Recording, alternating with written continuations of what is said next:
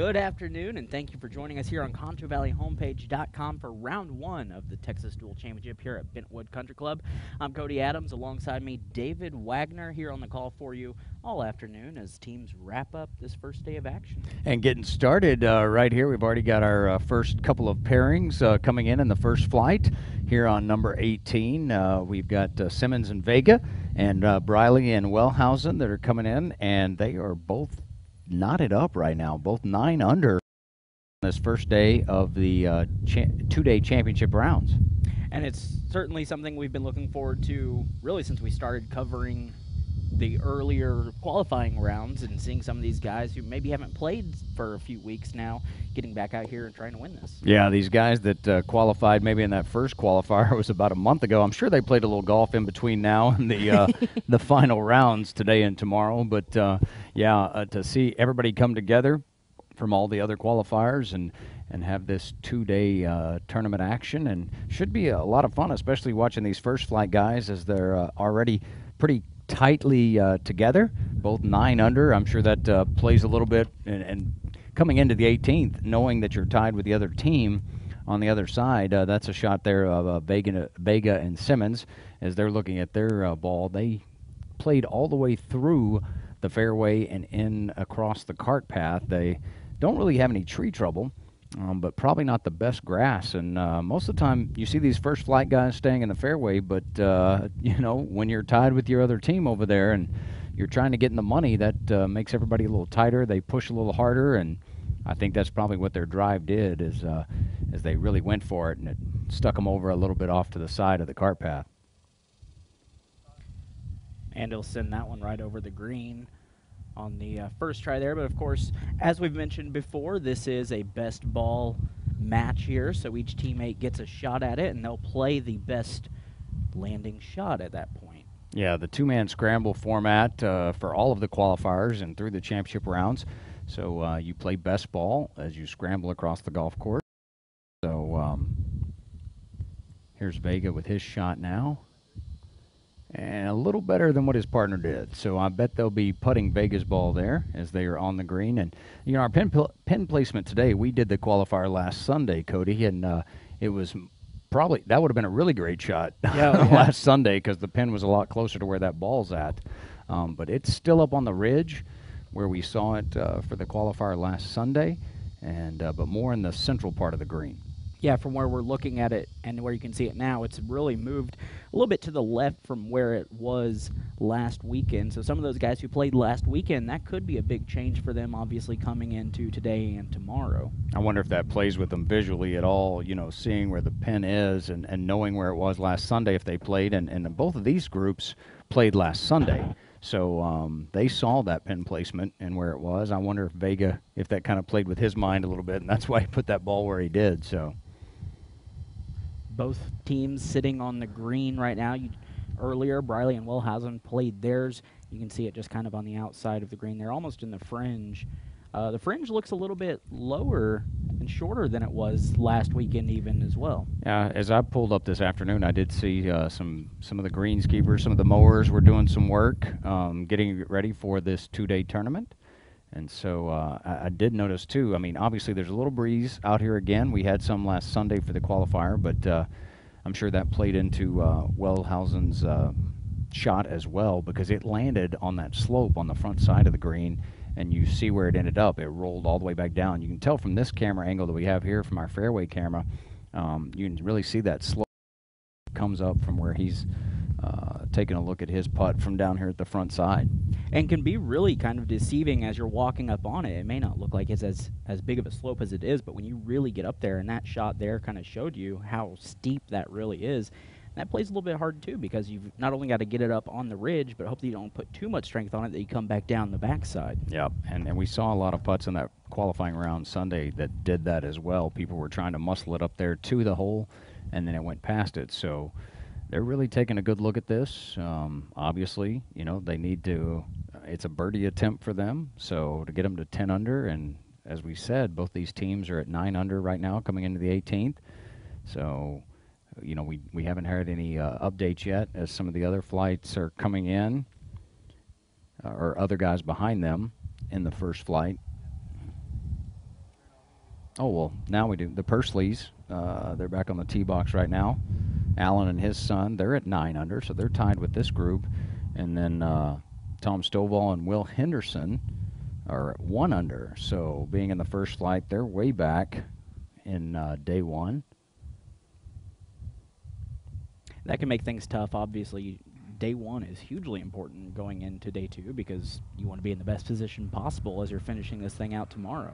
Yeah, especially if you're 8 or 9 strokes behind guys that are leading, and you know the team that you're playing with is at 9 under, and you're not sure where these guys are in front of you are. But when you come off the green and you start looking at scores and the scoreboard itself, then you start thinking about, wow, we really have to push it tomorrow, and that makes it tough on you. Parker's going to take the first swing at things here for his squad.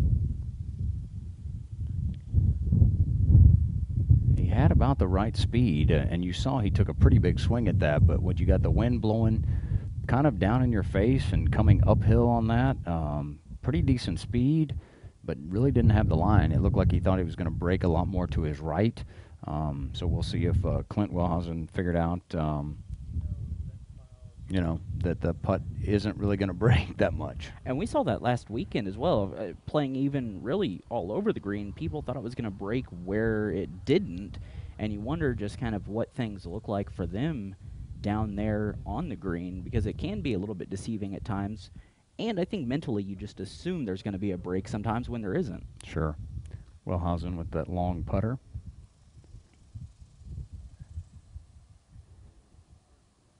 Made a nice run at it, but they left themselves some work for par there.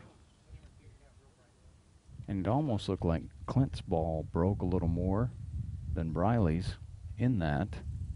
Yeah, it didn't have as much speed on it coming into that putt as Briley's did, and it did break, so. So Simmons now for their birdie attempt, and they can take the lead in this first flight. Go to 10 under if he makes this.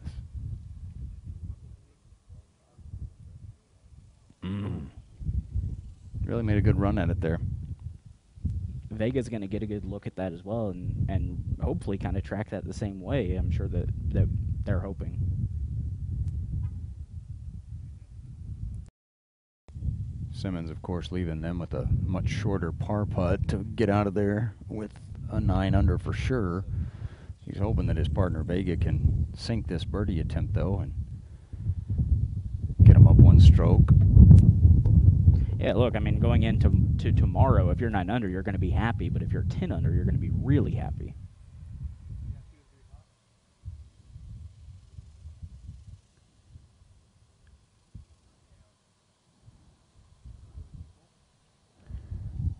Went the other way with it that time. Yeah, he just didn't get it up on that high line the way Simmons did. I think he thought it was a little lower, and so a little cuss and discuss between partners there. You went that way, I went that way, and that didn't work out either way. So, but again, this is a big par putt for this team now, because they did leave themselves some work. So we'll see if they can make this par putt. A little pressure because obviously Simmons and Vega's par putt is a lot closer. These guys teed off this morning at 8:30, so they've been playing for about 5 hours now. Right before the heat comes in, they'll get to go back to the clubhouse and watch everything. And that's the way we'll finish up tomorrow's second day as well. All the first flight guys will come in first. They're going to tee off early and then come in about this time. So we'll be starting our stream tomorrow as well, right around, you know, anywhere between 12:45 and 1 o'clock, just depending on speed of play. So please join us for the final round championships tomorrow afternoon as well. I know Cody will be here. Unfortunately, I had prior commitments, so I won't be able to make it. Convenient. Very nice par putt there. So that leaves those guys at 9 under for the day.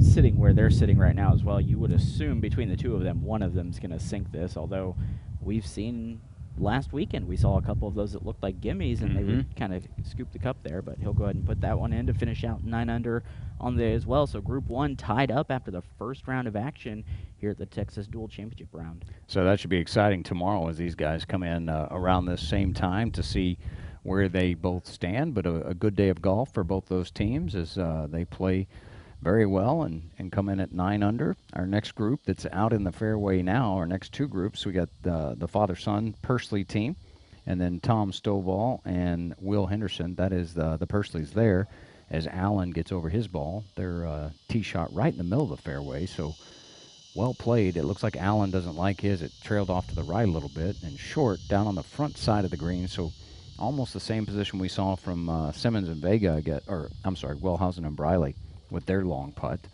We'll see if the younger Pursley can do better than Dad. So. And just to recap, that team right there is sitting at 9 under as well at this moment, tied up with Simmons, Vega, and Briley and Wellhausen.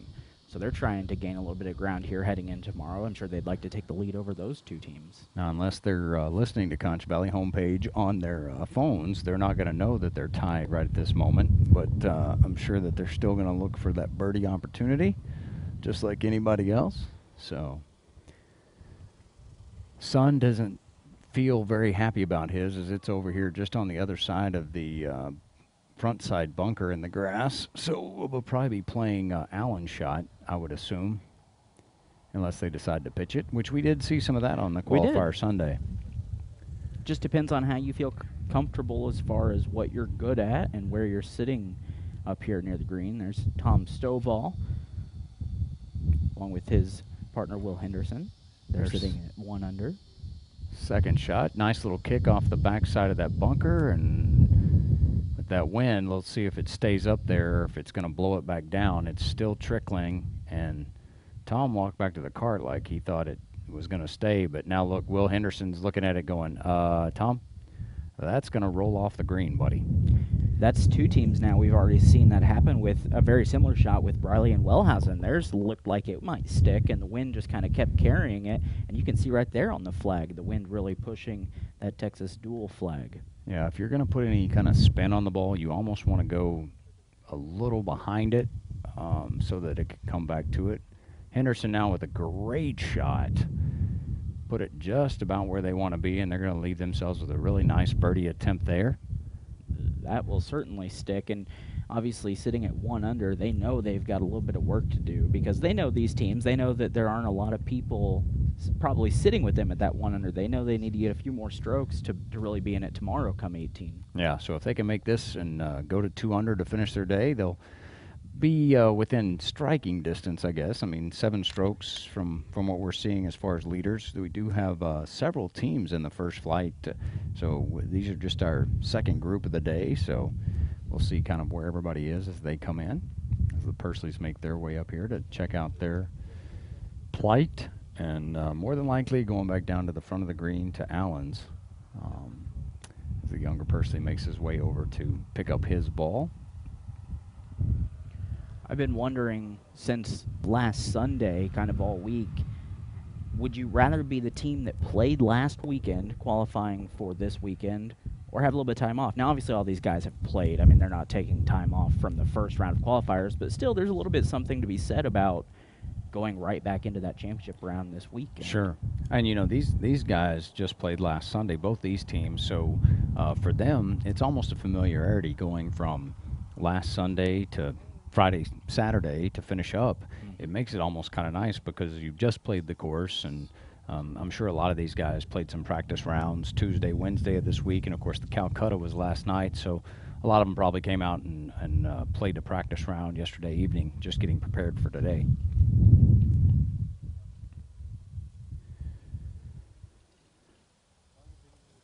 So a little repairing down there from the Pursleys as they try to figure out exactly what this is going to do. And, you know, you can see the younger Pursley going about halfway up just to the slope there. He wants to see what it's going to do once it gets up on that slope and if there's going to be a break or not. His father, Allen, now over the putt. He's going to back away just for a second because... Yeah, I mean, that's really from that point or straight across the green on the other side. Those may be the two toughest spots to putt from because you have the fringe to deal with, and you're also going uphill trying to land up on that ridge. Obviously, you'd like to put it in the hole if you can, but it's really hard to judge from right there how much to put on that ball coming off of the fringe. Especially with the wind in your face. You know, you can see the Texas Duel flags, occasionally in our shots, they're blowing straight. It's blowing almost straight down the 18th. So when you're on the green and in the position that the Pursleys are in now, that wind is really coming across you and in your face, and that plays into your putting. Left it a little short there, but still makeable par for the Pursleys there. And it did break a little to the right once it got over that mid-area slope. And I think that's what the younger Pursleys coming up here to look at again. He's just going to kind of look at it as if he were putting from there, because he wants to see what it's going to do once it gets there. It's really hard, too, because you saw that last putt by Pursley. When it comes off that fringe, it can sometimes get a little bit of a bounce going, and that can even slow it down a little bit before it even hits that point where you're hoping it might break. Yeah, getting that true roll from the golf ball. Where do you think I got that from?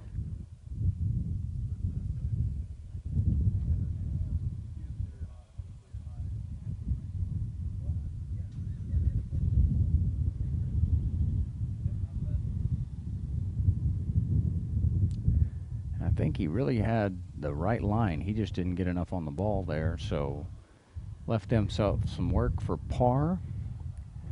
Stovall puts his ball down now to look at their birdie putt after Henderson put them in great position. We've got 3 looks for you at the green today. We've got 3 camera guys out here taking shots at it, so you're going to be able to see just about every angle that we're seeing here watching it, which is really cool, and a great job by our production staff to get that set up and give you really the best experience watching the Texas Duel Championship as Tom sends a putt just by the hole there.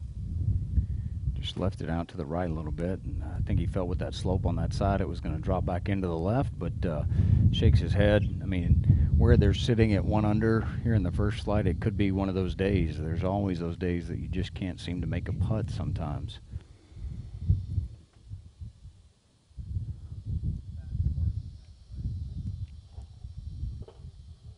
Henderson just went the other side, so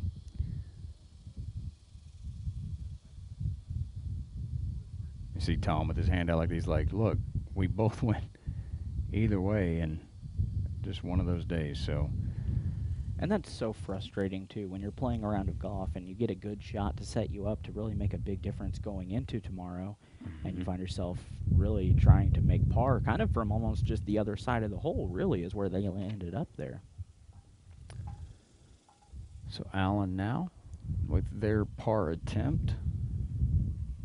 And this is important for these guys because it'll keep them tied with the other 2 groups.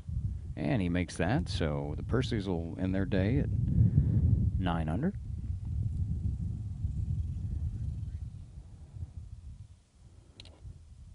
And you're going to see that probably a lot today. Obviously, we have a lot more teams, 29 teams playing in this championship round, and a lot of them are probably going to be in that grouped up range there as Tom sinks the par putt there to put them at 1 under for the day in the first round.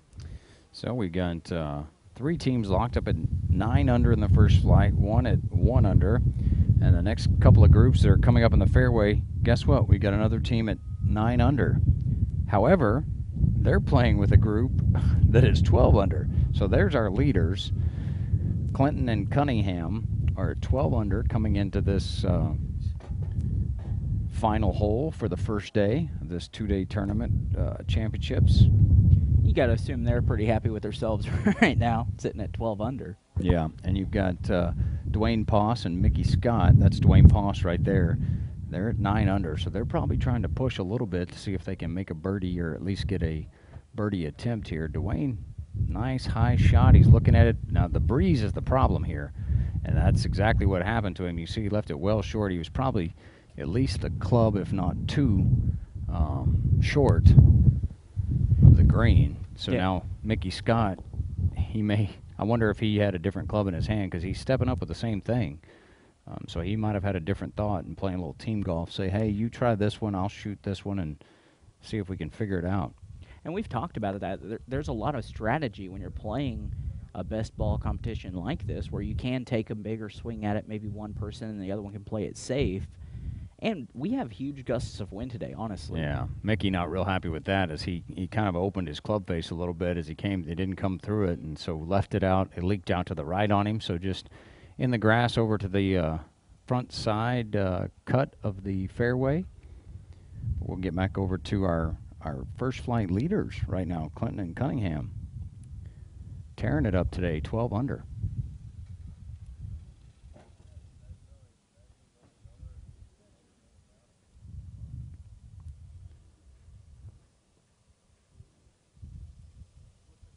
That'll land right on the fringe, just outside the green. Kind of a tough spot. You wonder if they're going to putt from there or if they may play a short game and try and get just a little bit closer, because that is a tough putt from that deep in the fringe, obviously. This should be Clinton now. What's wrong with it then?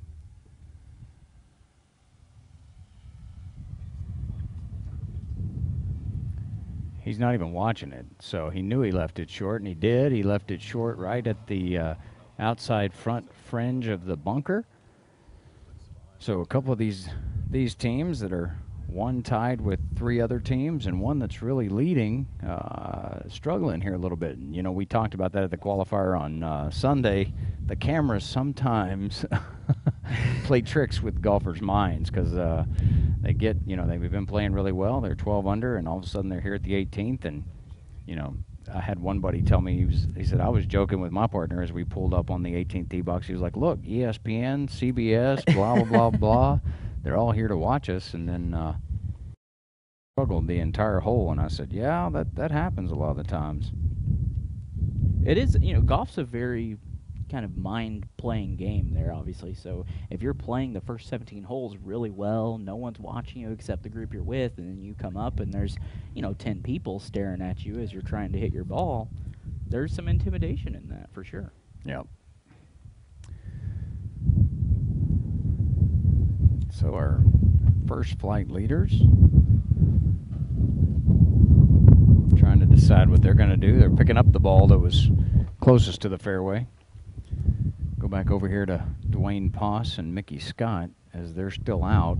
It looks like they're going to play Mickey's ball because Dwayne was really short out there just from the yard marker. So Dwayne now, they actually have a good spot because where they can chip from, they have room to roll as it goes up on the green.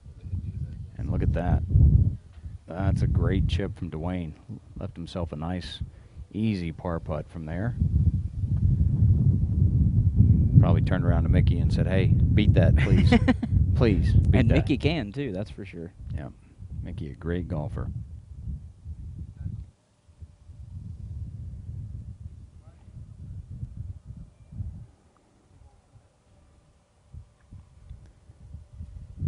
Scott's ball releases pretty well, but probably not as much as he wanted. And Dwayne with a little grin as he walks up there like, yeah, you should have given it a little more, partner.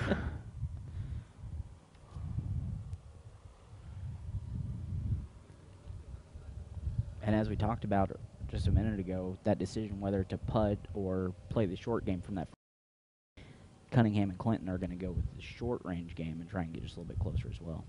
Yeah, and that didn't work out well at all as that fringe really caught his club and drug it through there and left him well short.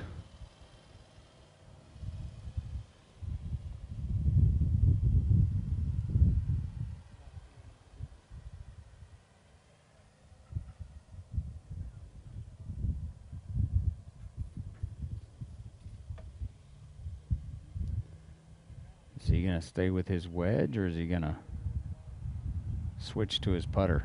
I think he's really trying to think about it right now as he looks at it.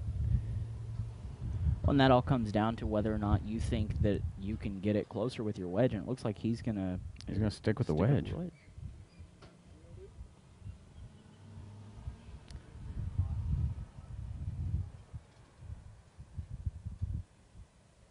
Played it really well. He choked down on it and just kind of putted that wedge as opposed to taking a full swing at it, and still left himself some work. It was a really nice shot, just didn't break to the right as much as I think he thought it would. Had a really good look at it, though, for sure. So these guys scrambling for par. Poss and Scott hoping to stay tied at 9 under and within striking distance of these guys because they're our leaders right now at 12 under. Yeah, and obviously you're looking at scores 9 under, 12 under. You're going to have much of the same potentially tomorrow, and maybe better because you've played these holes once now, so you know where the green placement is and things like that. So, but I'm sure they'll overnight tonight change the pin placement for that final round tomorrow. A little tougher, so you might see some of the scores drop a little bit as some of the pin placements may be a little tougher tomorrow in that final round.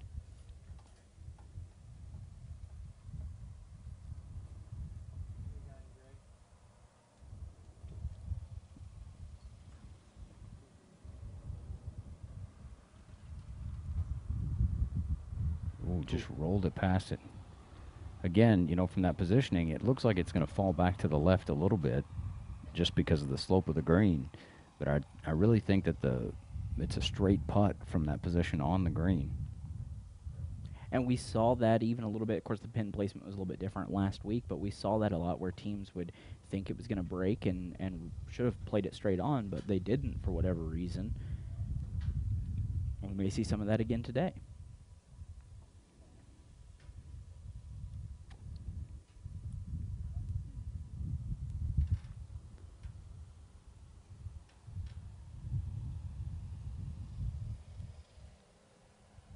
And that's gonna drop them a stroke, which I'm sure is gonna make the rest of the guys in the first flight happier, because they're gonna drop to 11 under for their round.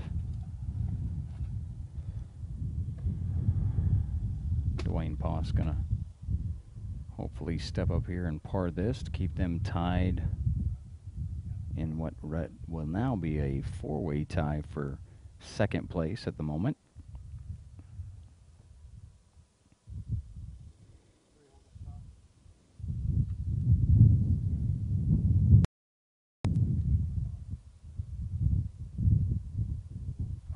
He just ran it by it. Just a little more stroke than probably he wanted to. So Mickey now hopefully went to school on that to see speed and everything else.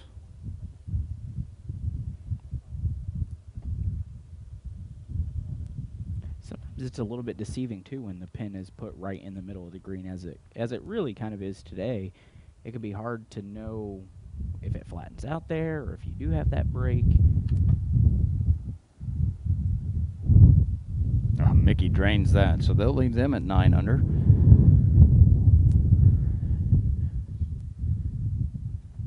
Clinton and Cunningham now with their bogey, so that'll drop them to 11 under, but still leading the first flight at 11 under. This next group coming up, though, just right behind them, the team of Rogers and Rogers, they're sitting at 10 under. So now just one stroke under Clinton and Cunningham with a chance to maybe time up here at the end of the first round. Or who knows? We've seen stranger things. Maybe they'll fly it in the hole and wouldn't that be something? Take the lead. There would be much rejoicing, at least from Rogers and Rogers, I'm sure. So.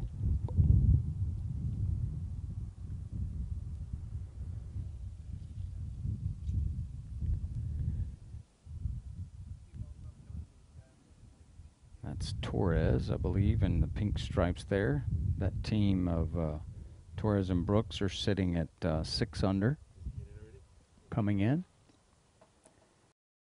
with his shot because we can't see it. We haven't found it yet. So that's all right. His teammate Brooks will get a shot at it here.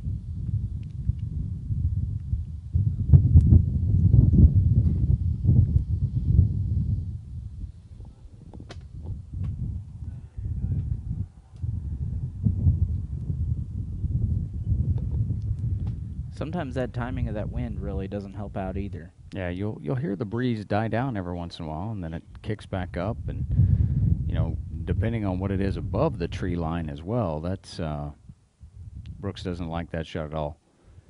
As you can tell, it did come up short. It's off the first cut of the fringe, and still in a makeable place for them, but he just didn't get all of that. But where they were playing over there, alongside the fence line. That grass is a little grabby sometimes and keep you from getting all the way through it.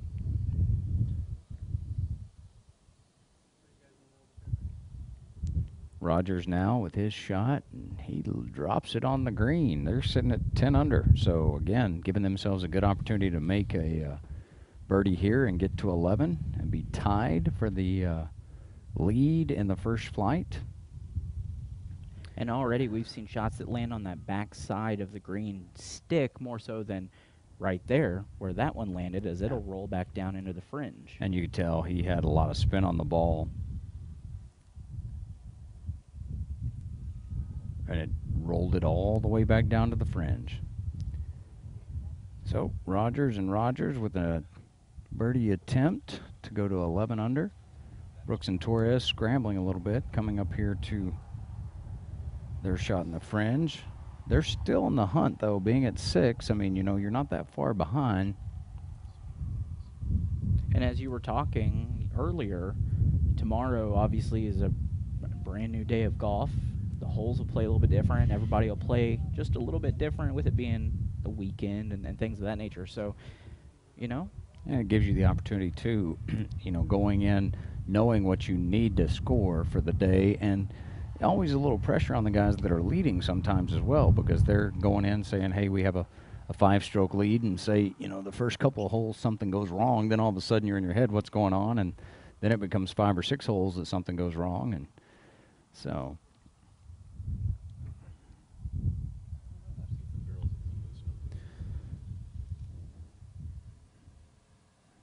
Brooks and Torres trying to decide where's the best place to chip and land this.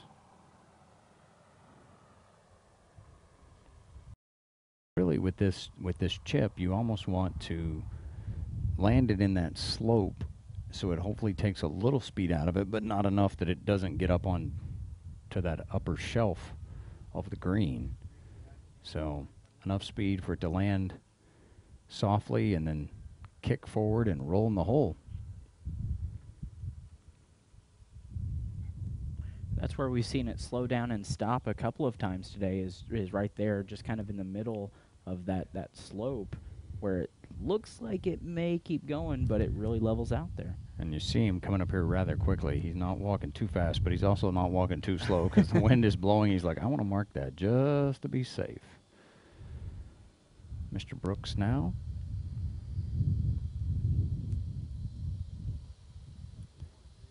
And you can see how much lower he is than the actual pin placement on the green from that shot.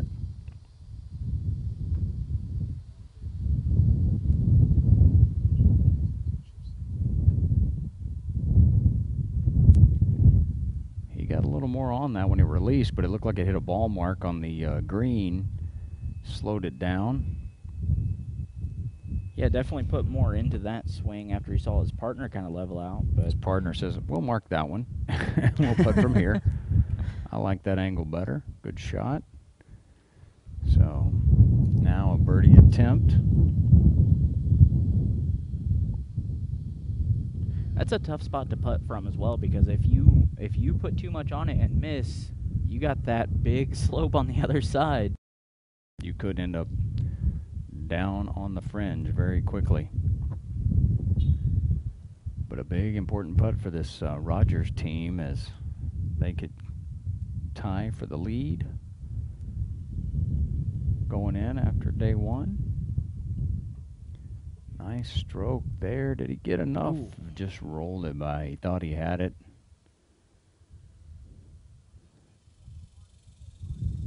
See if his teammate learned anything there. Or sometimes you think you've learned something, you know, and you end up playing it the same way and kind of both stare at each other afterwards. It looked like he played it a little bit to the left edge of the cup, and he just slid it by. It's really almost maybe right edge, if anything, because of the slope, it should drop back to the left. However, sometimes it doesn't do that. Sometimes the ball has a mind of its own. Yep. And he pretty much did the same thing. So, left themselves a pretty simple par putt, though. He's going to go ahead and putt and get out of his way.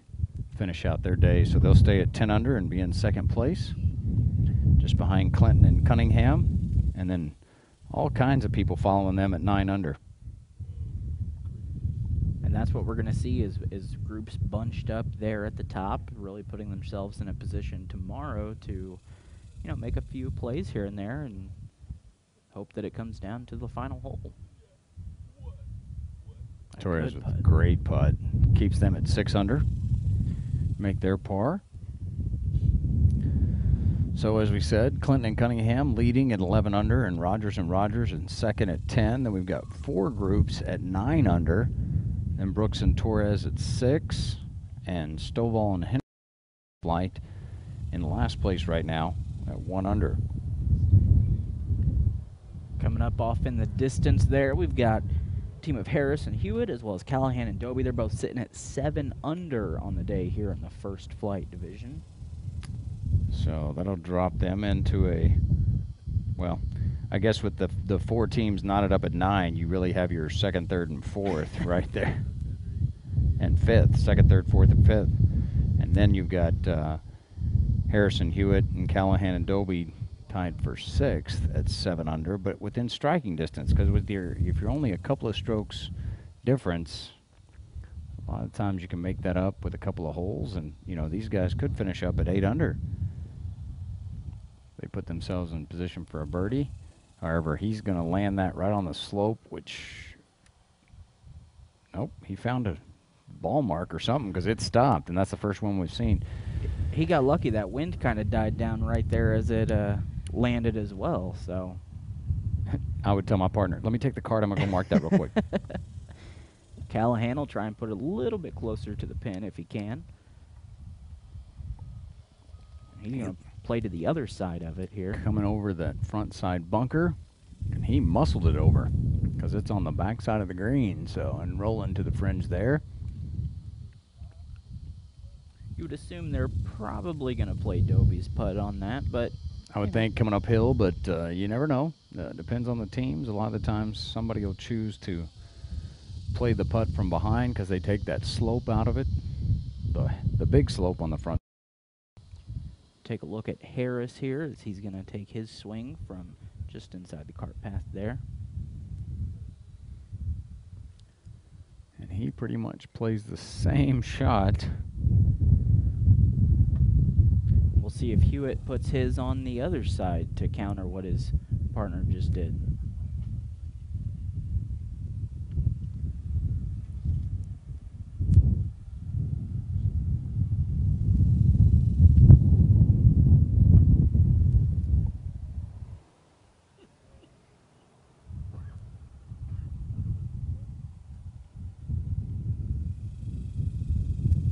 Taking a look at it. Not as far on the backside, so probably a better putt from there. It's almost flatter, almost stayed up on that top shelf of the green, so giving themselves a good opportunity for a birdie putt there that maybe they could get to 8 under, get a little closer to that group of 9s. And for Hewitt and Harris there, that's the first time in these 5 groups that we've seen someone play from that portion of the green. Everybody's really been playing on that front slope or right around the hole, so it'll be interesting to see how they play that.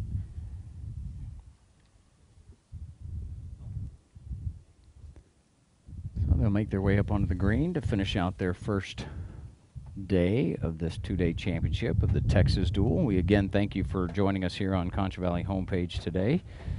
As we know, a lot of you have joined us over the last several weeks for all of the qualifying tournaments. Today and tomorrow, finishing everything up. Excited about that. Tomorrow should be real fun as everybody finishes up the round and gets paid a little bit for tries playing. to get that money. So, yeah, it's all about that big check. I wonder if they have the big checks. Maybe go see if they have those big checks down there. Big bank. What a perfect way to spend a Friday, sitting out here on a golf course watching a bunch of folks from around the area and some from other parts of the state and even the country coming here to Bentwood to playing some friendly golf. You say friendly. We're not sure how friendly it is whenever there's money involved for some of them, so. Maybe between teammates as well, depending on how your partner's playing. Yeah, it may not be friendly with your teammate if I've been carrying you all day. Yeah, you know all about that.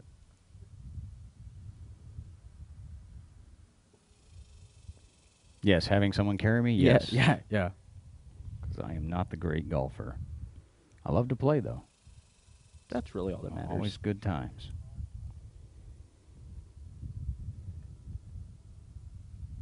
Dobie now. Coming up the hill. Had a pretty good speed, left it a little short.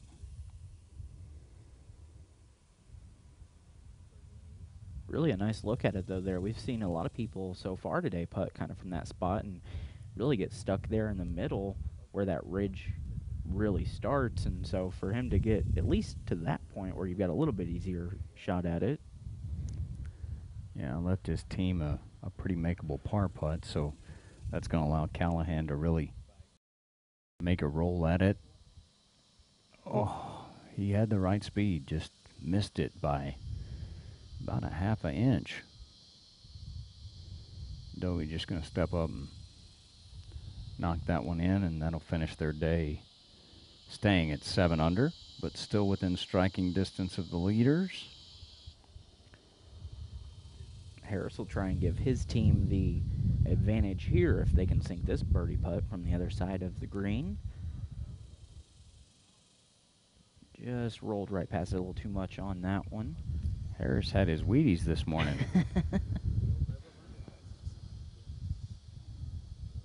Might have gone in over here at the turn and did some working out and lifting and everything else. He pumped that one by there.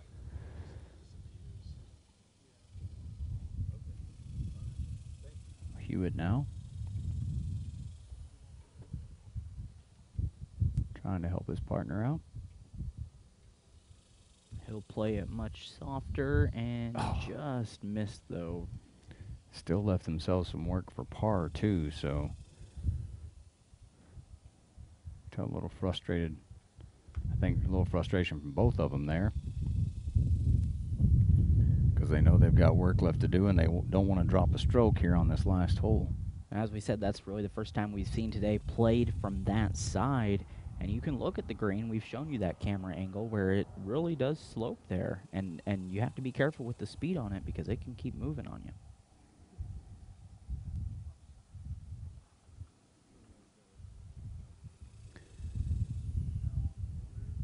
Hewitt slides the eye, so putting a little pressure on his teammate here to finish it up.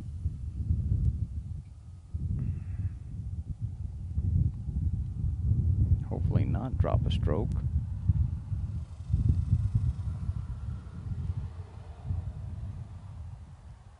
And unfortunately they do. And that's never a fun way to end the day. No, but they will drop to 6 under on their day. They'll be tied up with Brooks and Torres heading into tomorrow. Again, just to recap, the leaders right now, Clinton and Cunningham sitting at 11 under. Rogers and Rogers second place right now with 10 under. Then we got a group of 4 here at 9 under. And we're going to take a quick break as we are here for the first round at Bentwood Country Club for the Texas Duel Championship round. We'll be right back. It's hard work and sacrifice, and never even thinking twice, and it's waving of people you don't know. Cause that's how we're born and how we're raised. The Concho Valley is our place. It's cheering for the blue and the gold. Local is your neighbors, local is your friends, local is a place you've always been. Then I love the way KSAN's local every day.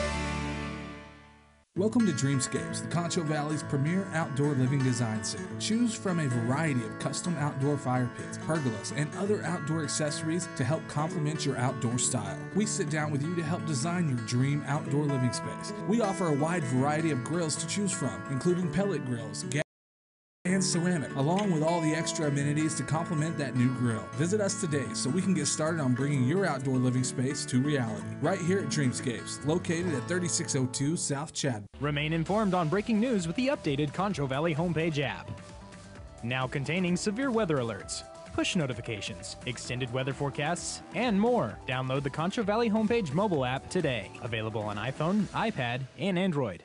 Football, a game not so easily tackled in 5 minutes. Join sports director Jason Brich and Rachel Turnock as they go inside the game. A close-up look at your area local high school football games. For 30 minutes every Friday. That's a lot of football. Yes, it is. You can hear me? The whole time. Okay. Inside the game. Fridays at 10:35 p.m. on KSAN, San Angelo's football channel. Sponsored by Mitchell Auto Group. It'd be cool if you guys could stop stepping on my lines. You want some of this, man?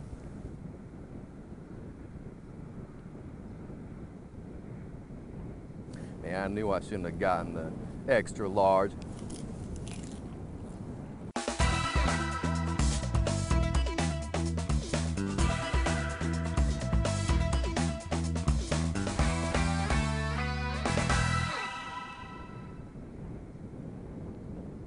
The Locker Room is back on Concho Valley Homepage. With high school football scores, highlights, and top stories available right from your computer. Right at your fingertips. The Locker Room. The Locker Room. Only on ConchoValleyHomepage.com. Check it out today.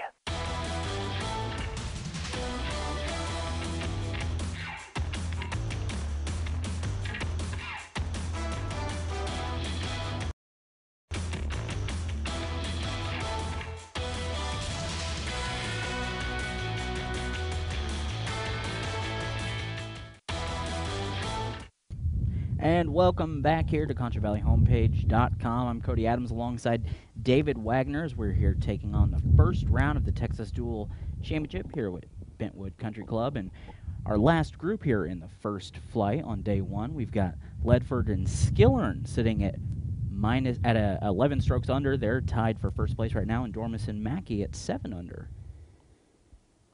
Dormis and Mackey, of course, we watched them play in the Bentwood partnership, and we had dubbed them the best mustache team of that tournament, but now playing in the Texas Duel again, so we do see a lot of those guys, and a couple of great drives from those guys so far as we see both those balls out in the fairway and in good positions as they will play their second shot in. The wind has died down just a little bit from where it was really when we started, although we've had some gusts every now and then. It has affected a few people.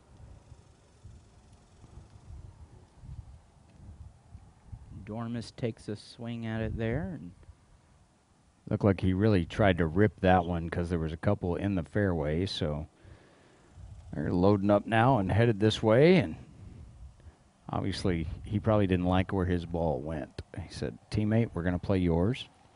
Again, two-man scramble for the Texas Duel, so it's best ball. So they'll go out to the best one. And right now, some really good scores out of this first flight. Some guys leading and a bunch tied really at the position. That 9 under, there's 4 teams tied at 9 under.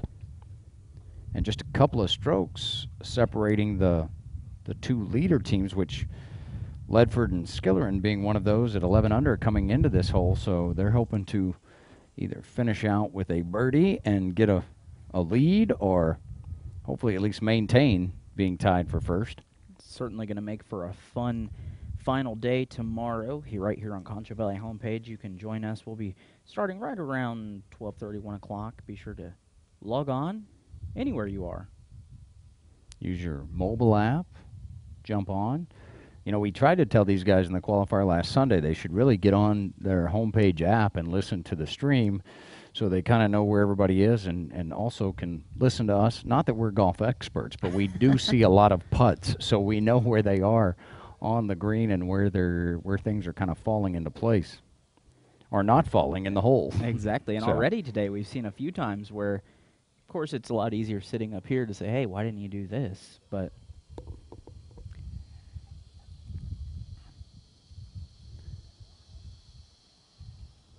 this group here, they took off about 9:18-ish, 9:10 this morning.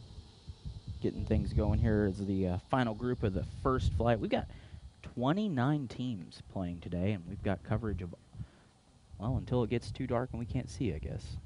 Dormus looking for his drive. I know he took a big swing at it, so they're trying to see if they see where the ball went. He said that he looked back at his teammate in the cart, and he was like, I know it came over here somewhere. The way I play, we spend a lot of time looking for my ball. That's why your golf rounds take 8 hours? That's Is that right, what you're telling me? Yeah, I get a text midway through. Hey, where are you? He's coming back. Is he asking our cameraman down there, is this your ball? Yep. So walking back out into the fairway to Mackey's drive, which was well placed right in the middle of the fairway.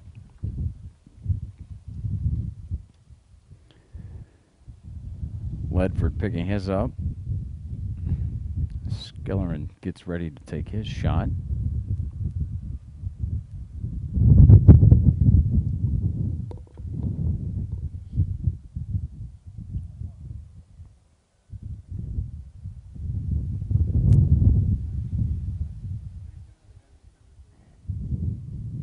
Maybe waiting for that wind just to die down a second before he takes the swing at it here.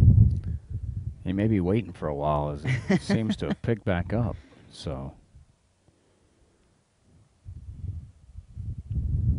Skillerin will take the first swing at things for them to try and put him as close to the pin as they can.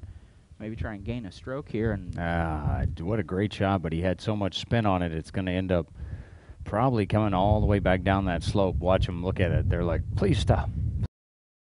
And they'll get lucky. Looks like it'll stop right there in maybe a lucky spot for that team. Little change of clubs after he hit his. He said, what'd you hit? I think I'll go with this. Because maybe if he has the same ability to spin the ball, he wants to put a little farther behind the hole and have it spin back towards it. Ledford will take his shot at it. He looks like he likes it, but he did push it out a little bit to the right, so he's up on the shelf, but it's just a long way from the hole. So Ledford and Skillerin will have a shot to maybe gain a stroke here and be the leaders in the first flight. Dormus and Mackey now going to take their swing at things. Mackey, the middle of the fairway. You can tell by his head bob he wasn't happy with it, and he came all the way back over the green just by the backside bunker. So now he's like, all right, teammate, I got us here. Help me out. Don't do what I did.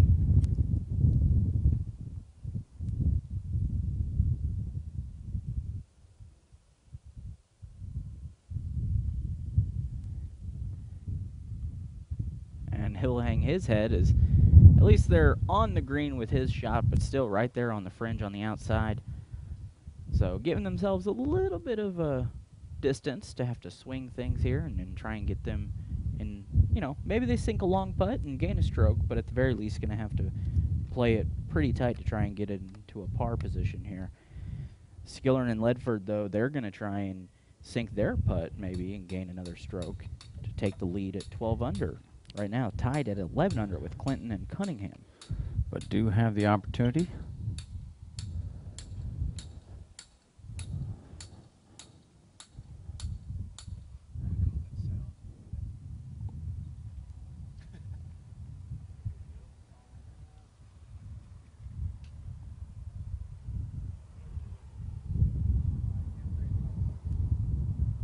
Gonna take a look at it. That's kind of that spot we've talked about where it's sitting not quite on the ridge, but not so far off, obviously, that it's going to roll all the way down.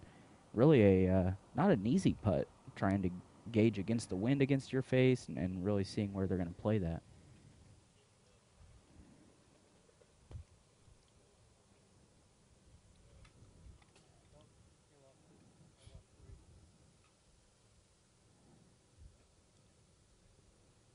Taking a good look at it all the way around now. Again, it is important for these guys. Could take them to the first spot going into the final day tomorrow.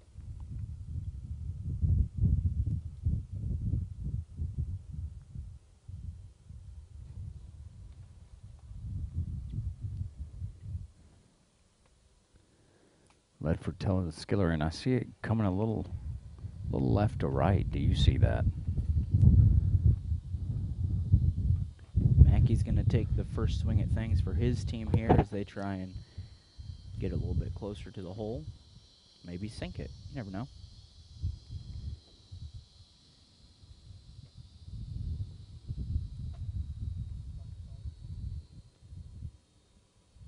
Oh. And what a great putt that was. Just a little to the right. He had the right speed.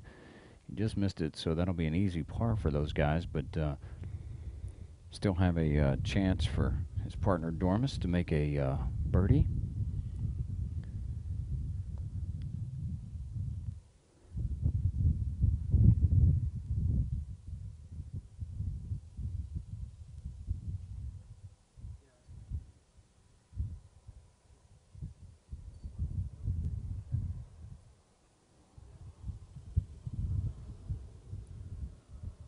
And he just put it to the other side. They had it surrounded. So they will finish their day, the team of Mackey and Dormus, at 7 under heading into the final round tomorrow in this first flight. Ledford and Skillern now trying to stay in a tie for first place, and hopefully for them, you know, they'd like to take the lead. Of course, they don't know that at this point, but they will as soon as this hole's over.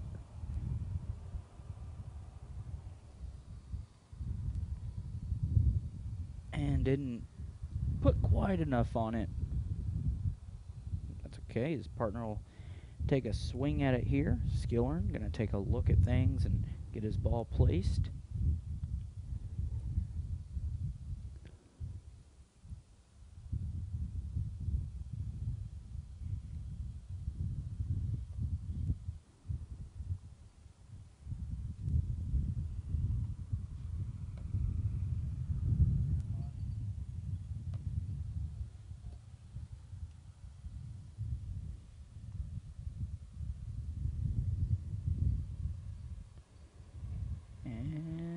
He'll just miss it to the outside, so they will par on the day, or on that hole, to keep them at 11 under and a tie for first place. And the first flight, that'll be our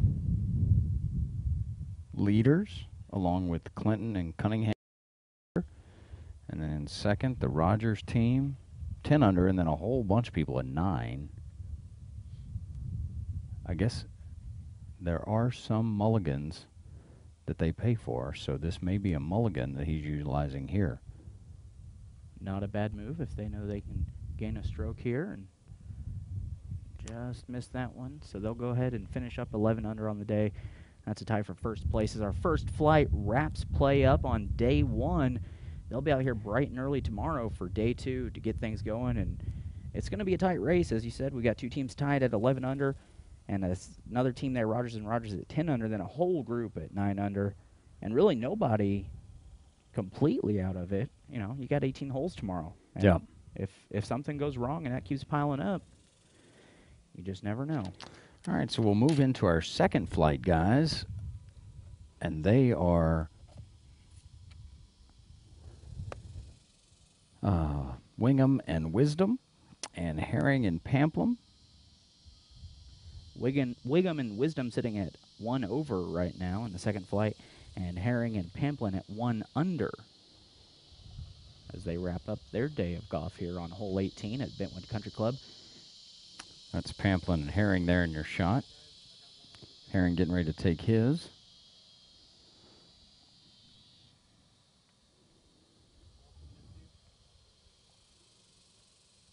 Watching it like he likes it. Let's see if it's a little too strong as he went over the backside of the green and back here by the Texas Duel flags.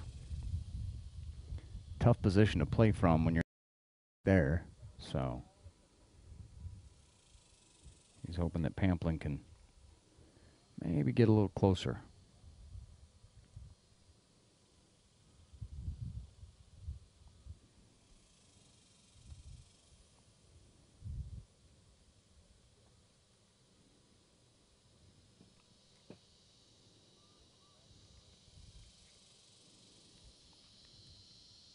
Talking to it, he's wanting it to turn over. And it turns over into the sand, unfortunately. Yeah, definitely not where they're wanting to play that one. And you know, sitting right now at 1 under, kind of putting themselves in a little bit of a tough spot, but you know, maybe they're short games where it's at. We've seen a lot of these teams today, though, playing from the middle of that fairway spot. Everybody's really been hitting the ball pretty well today, and that's been making for a good round of golf and certainly setting up for a fun day tomorrow. Wingham now, they're just off that first cut in the fairway. Say he took a pretty good swing at that because that grass does grab your club, but he ends up in the sand where Pamplin did. Maybe they should switch partners. They're trying to play cart golf together.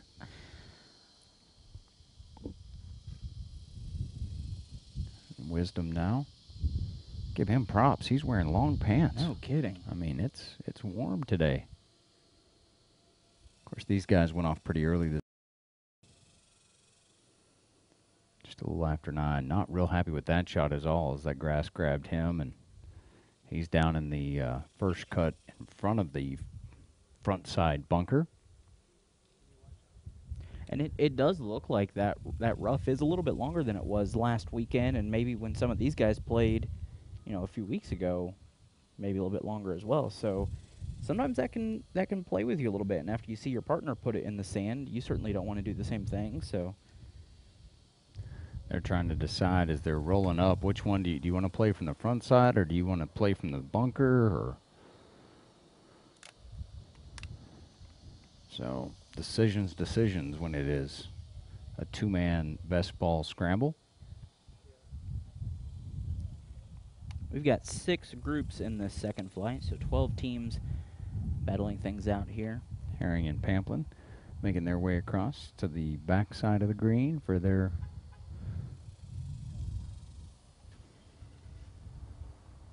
chip.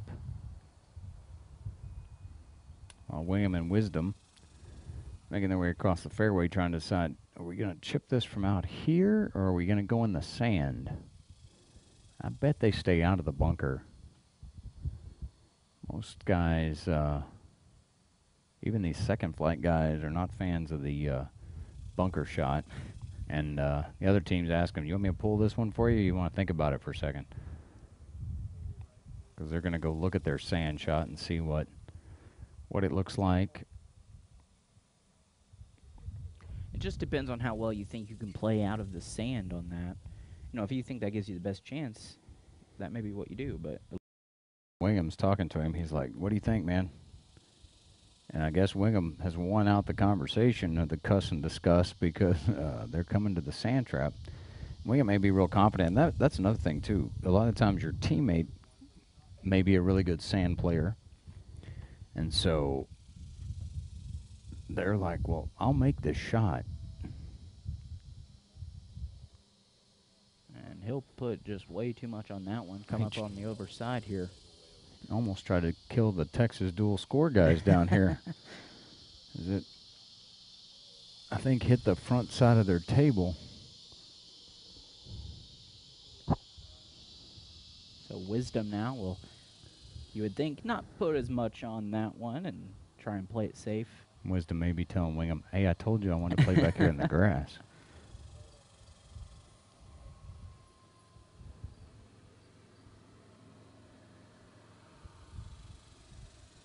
And that's a tough one. As we said, the sand is tough. I think it dropped either just in the grass or just out of the bunker. But that's going to be tough for those guys, being 1 over already. And now they've put themselves in a position to probably go to 2 over if they can get up and down. Pamplin and Herring looking at theirs over here on the back side of the green as they try and figure out what they're going to do from the fringe and try and add another stroke to their score on the day, sitting at 1 under in the second flight. And a little bump and run from him. But again, we talked about that. It's tough from that position because you get over that ridge and that wind blowing could just roll all the way down the front side of the green as it's still trickling ever so slowly. And you can watch it just about every time the wind picks up. It'll push it a little bit further if it's got a little bit of a roll to it.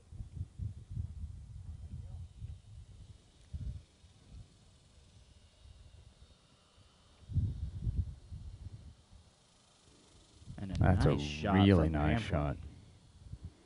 Gave him a great par opportunity there, so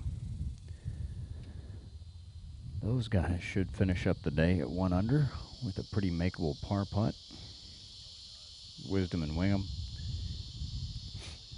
I think it is just in the grass outside of the bunker. Yeah, you can see it now from that angle. Still not an easy shot, obviously. It's from tough there. just with the way your footing is and everything else, trying to get settled. Trying to find a marker. They can mark their par putt, get out of the way of Wisdom and Wingham.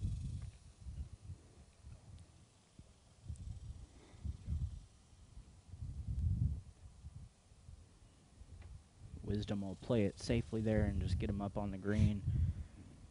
A little bit of strategy comes into things here. You know, obviously, you know, you've got a hole 18 coming again tomorrow at you, so you just want to get out with minimal damage if you can.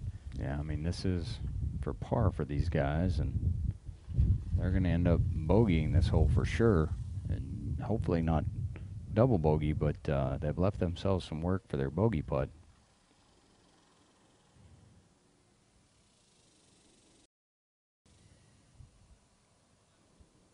Yeah, this hole I'm sure they'll discuss for a little while.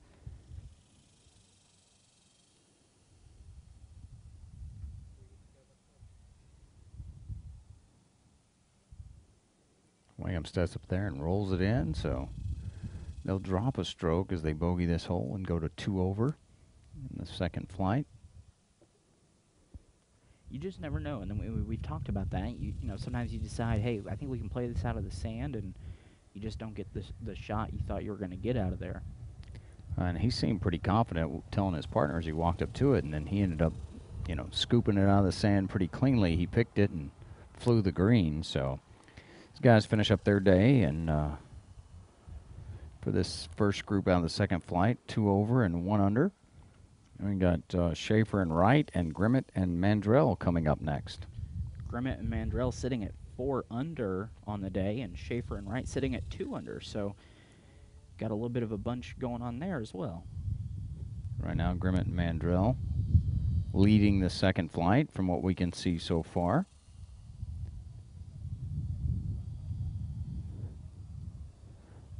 These guys teed off at about 9:30 this morning, 9:26-ish, when I'm certain it was much cooler and much nicer out here. Although it's a gorgeous day, we got, you know, some sun out, a little bit of a breeze going on. Now, if we just had a cooler of adult beverages close. Speaking of, there's the beer cart girl. We should get her to stop. That would certainly chill things down a little bit. I need to tell her door's open. Her snacks are going to fall out. We certainly thank you for joining us here on ConchoValleyHomepage.com to watch the first round of the Texas Duel Championship. It's a best ball competition. Teams of 2 playing things out here as they try and win a little bit of money, play a little bit of golf, and have a whole lot of fun. It's been a great month or so of qualifying tournaments coming into this weekend's championships. Today and tomorrow finishing out.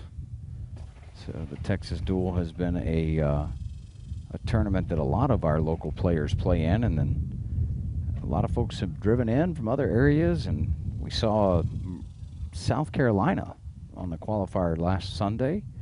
Seen some teams from Lubbock. See some guys petting a dog out there, and one of the that's the dog from the I guess when we were out here covering the Bentwood men's partnership. That dog was playing fetch back and forth with some of the golfers. He would bring his tennis ball over and drop it while they were trying to hit, and they would throw it in the yard, and he would run, go get it, and bring it back. That's great. They didn't have time to actually get their shot off before the dog brought the ball back. It was fun to watch. So. Hey, we got 29 teams out here today and tomorrow trying to win some money, and it's been a lot of fun really this whole month watching these guys play and take time out of their busy schedules to come out here and enjoy some golf. And we've appreciated having us out here and taking part in some golf as well. And we thank all of you that have tuned in to watch and hang out with us as we get out of the office for a little bit. Yeah, it pretty much has made for a no office Friday for us. Can't complain about that. I was in there at 8 o'clock this morning. I did have to do some work before I came out. So Is that what you're going to call it? yeah, I was working. Yeah. I'll take your word for it. You don't have to I believe wasn't me there. if you don't want to. I know you weren't there. I didn't see you at all. I was dealing with a 4-year-old and a 1-year-old. Oh, well. I would rather been at the office. I was so. going to say, I was looking forward to getting out here, that's for sure. Did you tell your wife? I got to go early. Yeah, David's calling. I got to go.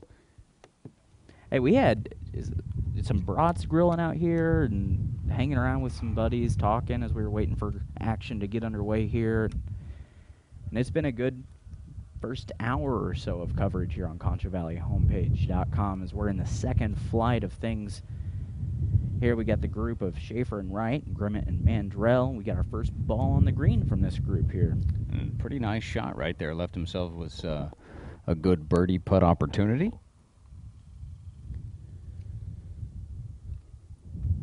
It's Mandrell now. We'll see if he can maybe put it inside that. He gets a pretty rough kick off that backside bunker because it puts him out on that slope and trickle, trickle, trickle. Yeah, and we've seen that all day, landing in that spot, and it just keeps going and going and going. The wind blowing across the green there, and really a pretty mean we've seen for a lot of guys. Schaefer and Wright on the far right side of the fairway, left side of your screen. They're sitting at 2 under right now, so just 2 strokes behind Mandrell and Grimmett, and looking to make a little bit of some moves here heading into day 2 tomorrow.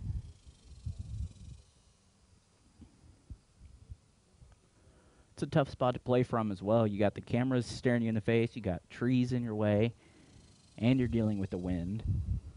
As you mentioned last weekend, we saw some guys play some West Texas golf and kind of just shoot it straight lined out of there and not really try and get a lot of air under it. But when you're 2 strokes down, you also know you got to make some moves and try and get as close as you can to the green and put yourself in a good position.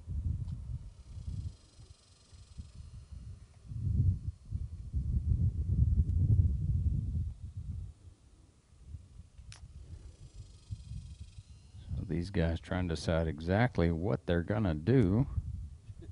And I would bet, as we've seen with these teams, one guy will probably try and crush it. Quite frankly, they'll try and get it as far as they can. And maybe one other one will play it a little bit safer so that they have something to work with. So the trees really do come into play for these guys where they are. A lot of times they'll talk about trying to come up over, and that's looks like what they tried to do, and they got over the big tree, but just short, and then the grass just off to the cart path, probably about 20 yards from the green. So now we'll take a shot at it and try and put his team in a little bit better of a position than they are right now. As you can see, they're looking at those branches kind of hanging down, and even if you may not end up hitting those, it certainly plays with your mind as to what you want to do, and sometimes you maybe don't put the full swing into it, or you play a little bit lower than you actually could have. And this green isn't easy from where they're hitting is either. You've got 2 sand bunkers on either side of you, and you've got that slope as well. Schaefer now. And he's not happy at all. He did not like that either. He left that a lot shorter even than Wright's shot. It's behind the cart path under a tree over there, so on the left side of your screen in that shadow. So they will be scrambling there. So Mandrell and Grimmett find themselves in a pretty good position to maybe gain a stroke here. They're sitting at 4 under, the current leaders in the second flight. We've got Schaefer and Wright now trying to just get themselves in the best position they can from outside of the green. So they're coming up, looking for his ball on the right side there, and then just a little farther up on the left is Wright's shot. Right about there, he's passing it, and he's like, is that my ball?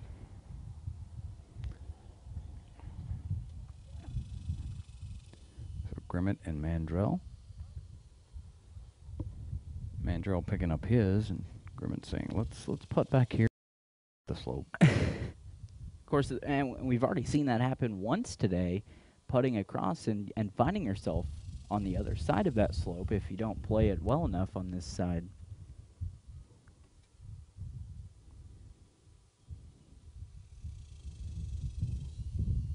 Schaefer and Wright have located their ball in the grass off the front side, trying to decide exactly how they're going to play it.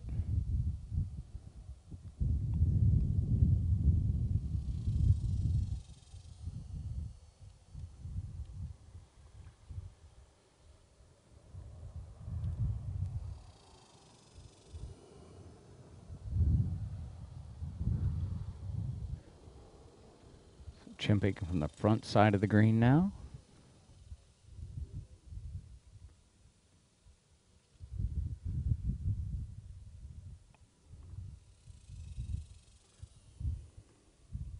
Didn't really get the release he wanted coming up that slope. That's tough because it is a slippery slope. We'll see if Schaefer can put them in just a little bit better of a position. But that's a hard spot to hit from. You're going straight against the wind that's coming at you. There's still a light breeze, and you got already a little bit of mind games playing with you after you're not exactly where you want to be. He'll get a good swing at it, though. And just go right by the hole. That would have caught the pin for him. I think he'd have been real happy with it. They have a little bit of talking to do as which ball they're going to play. Both coming up different sides of the green to come to the pin. Meanwhile, Mandrell and Grimmett feeling pretty good about where they're sitting right now at 4 under with a chance to birdie this hole and gain a stroke on an already 2-stroke lead they have.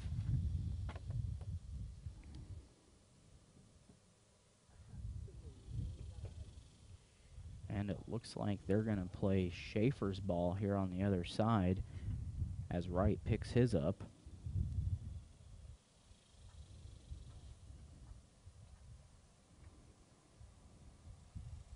Wright and Schaefer sitting at 2 under right now in second place here in the second flight. Second group of 6 that we've seen here on hole 18 in the second flight. And trying to beat this heat before it gets into the triple digits. Chief Meteorologist Dan Smith, KLST, he said yesterday he expected to get to about 101 today. I bet we get there.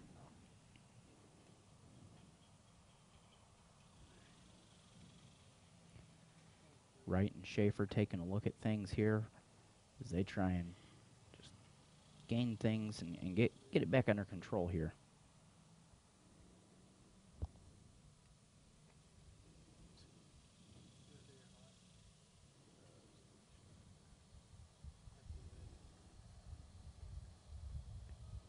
And Schaefer gets a good line on it, but just misses to the left of the hole.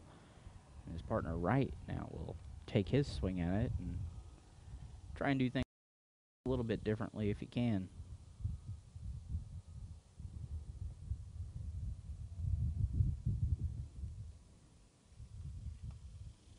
Trying to get a par here for his team to keep them at 2 under.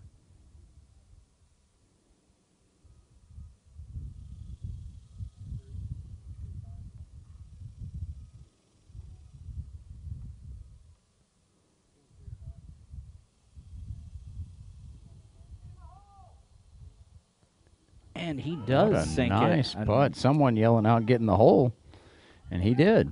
So they'll finish up day 1 at 2 under. The team of Schaefer and Wright. A nice putt there by Wright to really save his team a little bit of trouble heading into tomorrow. Smiles all around from that team.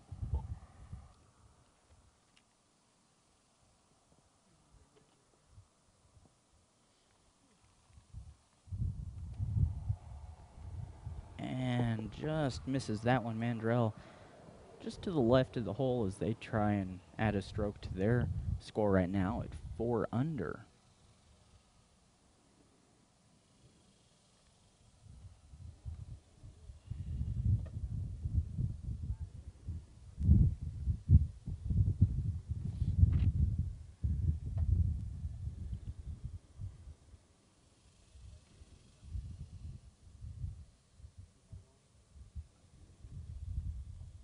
Grimmett takes his swing at things, and he'll just miss it really to the same spot that Mandrell did.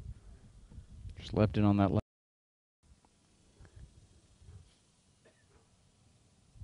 And they'll put it in for a par on that to stay at 4 under on the day heading into round 2 tomorrow.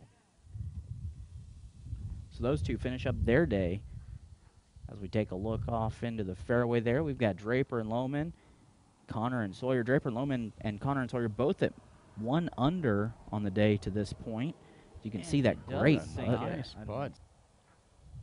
Get a little bit of audio from us there, but that was a good putt there to save Schaefer and Wright and keep them at 2 under on the day. You can see it right there, right after he saw Schaefer miss it, got a nice line on it and just sinks it. Just really banged it home is what he did. So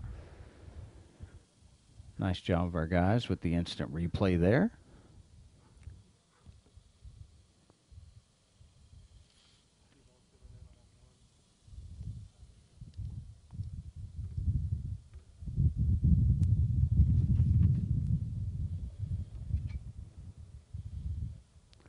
This is Connor and Sawyer.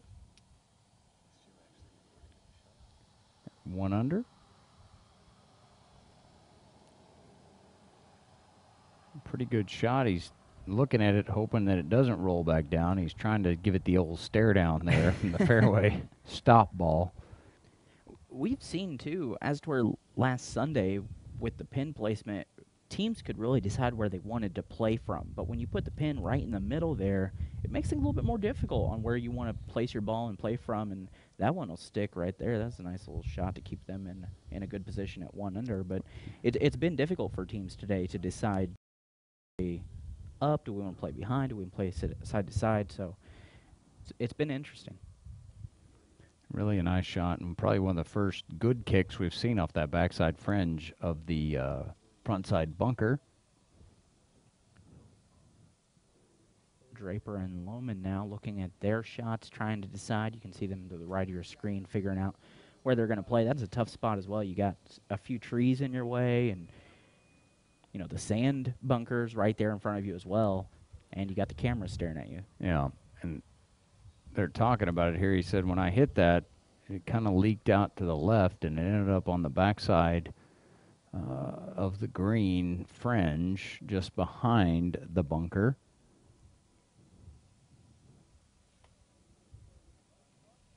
So a little team golf, talking it over here and telling Mr. Lohman, hey, don't hit it where I did. Hit it closer to the pin. They're sitting at 1 under tied right now with Connor and Sawyer as well. So, you know, they know what this means heading into tomorrow, as they're wanting to go home with a little bit of money. Yeah, and right now, at 4 under, the leaders, they're not that far off. I mean, you make a good shot here and make a putt and get the 2 under and tied for second in this second flight. That was way long. It went over here past the cart path. Lohman tried to go up and over the trees, and he did, but he just put too much on it. Yeah, so going to leave themselves a lot of work as a team, as they're going to have to chip from a tough position on this backside. Make their way up.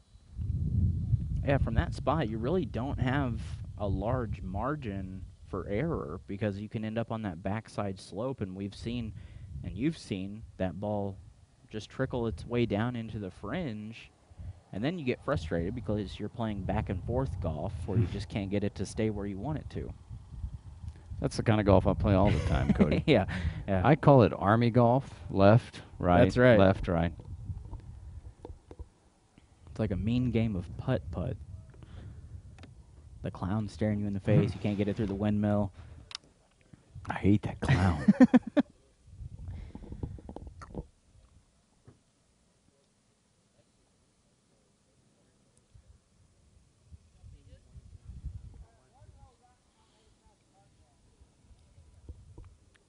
So Connor and Sawyer will come up and look at things, figure out how they're going to play it. And, you know, obviously, as we've mentioned, this is a best ball two-man scramble. So you get a couple of shots at this putt to see exactly how you're going to play it. And, you know, if your partner doesn't break it the way he thought it was going to, well, at least you get another swing at it.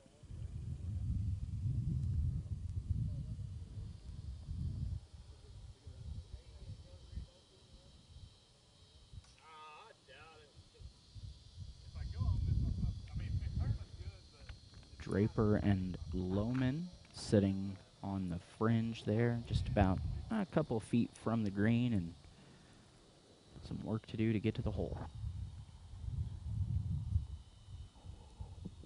Talk it over now. Comes up to you.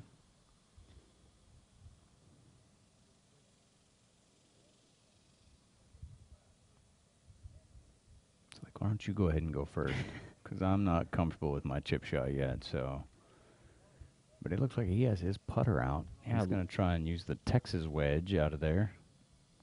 And we've seen this happen a few teams last weekend specifically. One would putt it and one would use the short game and see, who can do what there. So, and I'll be honest, I use my putter a lot of times when I'm on the fringe like that because my short game with my wedge is not as soft as I would like it to be for it to land on the green. So I'll try and putt it through that fringe grass and get it to come out softly, which he did a great job of right there, just a little too much speed. Again, that's the thing, because you're trying to get it through that fringe grass, so you've got to give it a little something, and it's just too much once it gets on that green. And really at that point, accomplishing the same thing you would have using your wedge. So now he's talked his teammate into doing the same thing. It rolled pretty cleanly out of that fringe, so. He's grabbed his putter. Look at this. Really nice putt. Oh. Just misses it, but certainly puts them in a good position there for. Yeah. Especially after the second shot they had from where they were coming from and where they ended up, and sneak out with that par right there. That'll finish them up under on the day, heading into tomorrow. As Connor and Sawyer now will try and put themselves in a good position heading into tomorrow as well, with a chance to birdie here.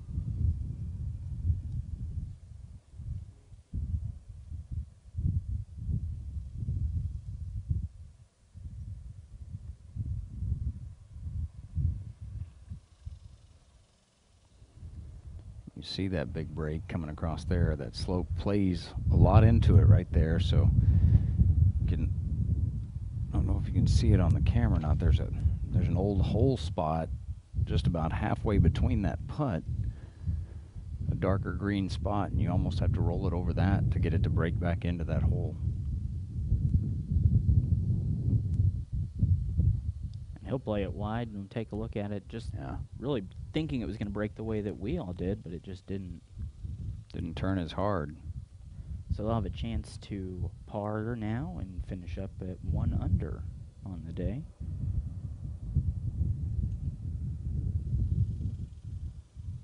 And they'll do just that. So the team of Connor and Sawyer tied with Draper and Lohman right now at 1 under. They'll finish up their day and get a little bit of rest before things get kicked off tomorrow morning for those guys. As we take a look now at the next group here in Flight 2, we've got the team of Farr and McMahon sitting at a nice score of 11 and under. That would put them in the holding true. That's a really nice score for a second flight group. And Ledesma and Valdez sitting at 4 under. So that would put them, as of now, if these scores are the way we're reading them, that would keep them at tied for second with Grimmett and Mandrell at 4 under.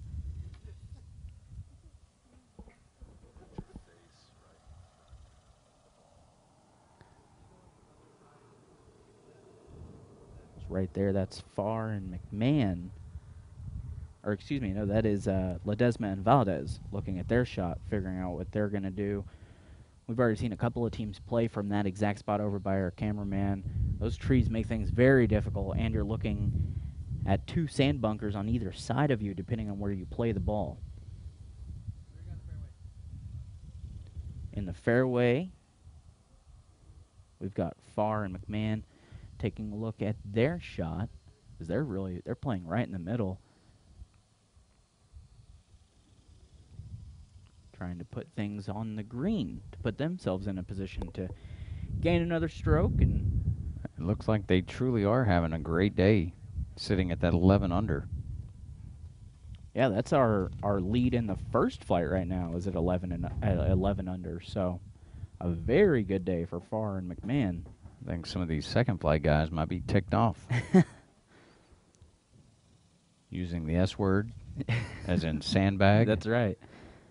A nice shot kind of on the backside there for McMahon. A little bit of work to do, but really it stuck nicely for him and didn't roll down into the fringe. We've seen a few people hit on this backside and get a roll, so it was nice that he got that pick. His partner Farr will now take a shot at it, and you would assume try and play it on the other side. They can decide what they want to do from there.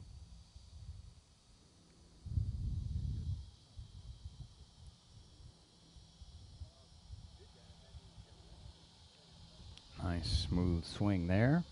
As far as either getting back in the cart because he didn't like it, which is what it was, because it ended up on that front side. Not sure if it went into the bunker or not, but it's about where it landed.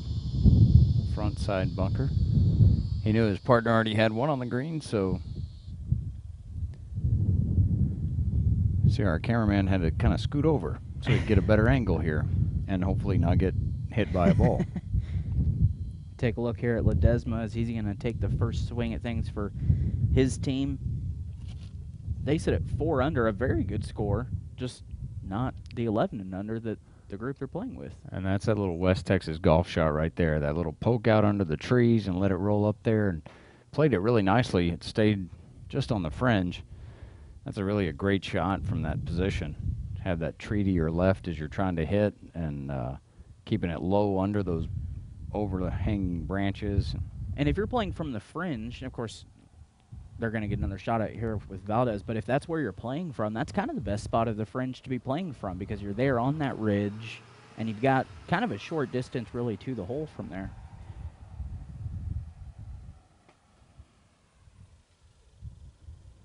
He does the same thing. The little poke shot. His is to the other side of the green though, but it to that front side bunker as he puts it too far to his left. So they'll be playing from the fringe on this side. Again, Ledesma and Valdez sitting at 4 under. That's a tie for second place right now as Farr and McMahon lead in the second flight with a 11 under. They're tearing up that second flight right now. Really good day for them. And of course, you know, as we know, that can all change tomorrow. Yeah, and I mean, there's still, what we have, 4 more teams coming up here. 2 more groups will be coming through in the second flight, and we might see another really nice score in a moment.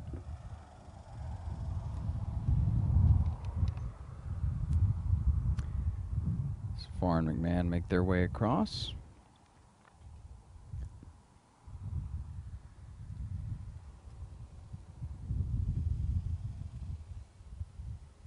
You're watching the Texas Duel first round of the championship here on ConchoValleyHomepage.com. Cody Adams along with Wagner with you guys here really until we can't see anymore outside.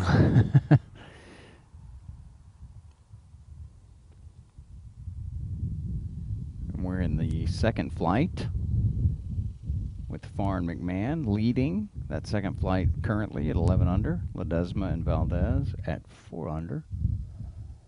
Looks like I think Ledesma and Valdez should be playing first just because they're on the fringe. So now McMahon and Farr are trying to check out their putts.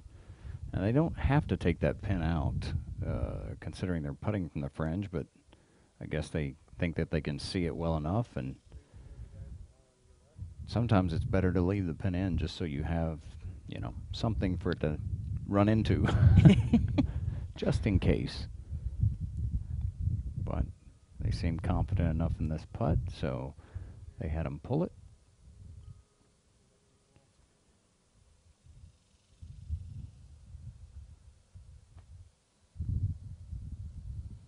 Ledesma will take the first swing at things and just sneaks past the hole there.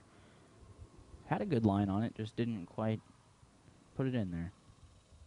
I think if he doesn't have quite that much speed, it may have an opportunity to take that little left turn and drop in the hole, but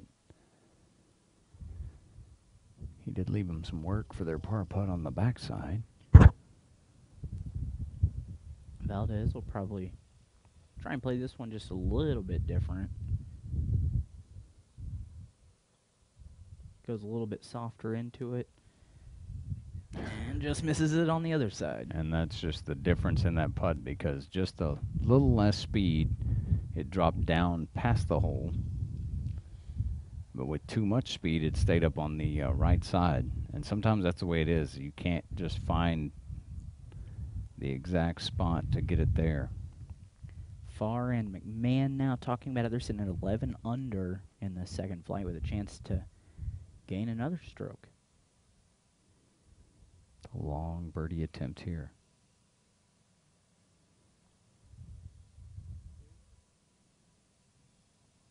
Look at this putt. Ooh. Oh, just left it on that right side. Really nice putt, though, right there by Farr. So we at least know they're going to stay at 11 under with that. But still an opportunity here.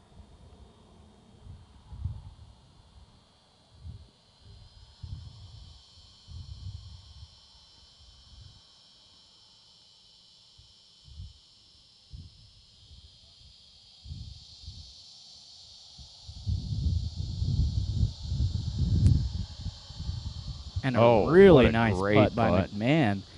That'll move them to 12 under on the day in that second flight. What a really nice putt. Ledesma and Valdez now. They'll finish out. Let's take another look at that putt to get those guys to 12 under. Here it is again. He really just stepped up with a lot of confidence and really kind of just nice putt by McMahon. banged it back in there. It was similar to the putt we saw earlier for Birdie. Yeah. Or actually, that was a par putt that saved it as well. I think it's the yellow ball. And Didn't he have a yellow ball as he well did. earlier? Man. So, yeah, we might need to tell these guys, if you're going to have a long birdie putt from the backside, you need a yellow ball. That's right. Switch to the yellow ball. What a great day for those guys to finish up the day at 12 under in the lead right now in the second flight. You're watching the Texas Duel Championship here on ConchoValleyHomepage.com. We'll be right back.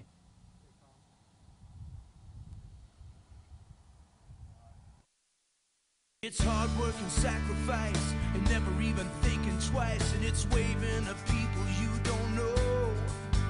Cause that's how we're born and how we're raised. The Concho Valley is our place, it's cheering for the blue and the gold. Local is your neighbors, local is your friends, local is a place you've always been. Then I love the way KSAN's local every day. Welcome to Dreamscapes, the Concho Valley's premier outdoor living design center. Choose from a variety of custom outdoor fire pits, pergolas, and other outdoor accessories to help complement your outdoor style. We sit down with you to help design your dream outdoor living space. We offer a wide variety of grills to choose from, including pellet grills, gas, charcoal, and ceramic, along with all the extra amenities to complement that new grill. Visit us today so we can get started on bringing your outdoor living space to reality. Right here at Dreamscapes, located at 3602 South Chadwick. Remain informed on breaking news with the updated Concho Valley homepage app. Now containing severe weather alerts, push notifications, extended weather forecasts, and more. Download the Concho Valley Homepage mobile app today. Available on iPhone, iPad, and Android. Football, a game not so easily tackled in 5 minutes. Join sports director Jason Brich and Rachel Turnock as they go inside the game. A close-up look at your area local high school football games. For 30 minutes every Friday. That's a lot of football. Yes, it is. You can hear me? The whole time. Okay. Inside the game. Fridays at 10:35 p.m. on KSAN, San Angelo's football channel. Sponsored by Mitchell Auto Group. It'd be cool if you guys could stop stepping on my lines. You want some of this, man?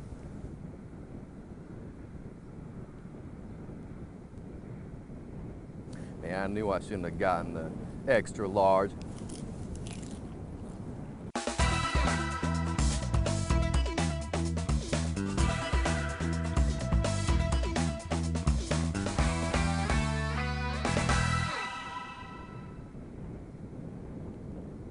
The Locker Room is back on Concho Valley Homepage with high school football scores, highlights, and top stories available right from your computer. Right at your fingertips. The Locker Room.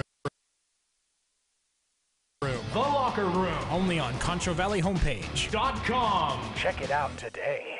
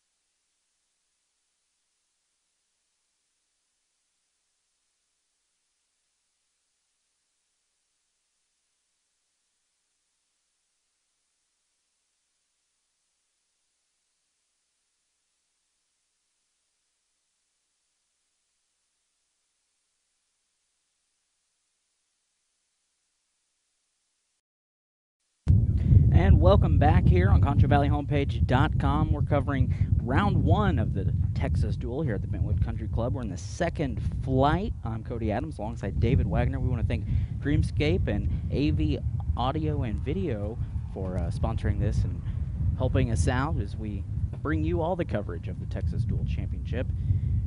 Pick things up here with a fifth group of the second flight. We got Crunk and Wade sitting at 11 under right now in second place, right behind that 12 under that Fard McMahon just had a little bit of go here as they sink that big putt, and Didmore and Temez sitting at 5 under. So some good scores here in the second flight, David. Some really good scores from Crunk and Wade and Farr and McMahon, the last group that just came off before we took our break. But nice to see those guys putting up numbers like that. They, some of the guys I'm sure in the second flight are going, why aren't those guys playing in the first flight?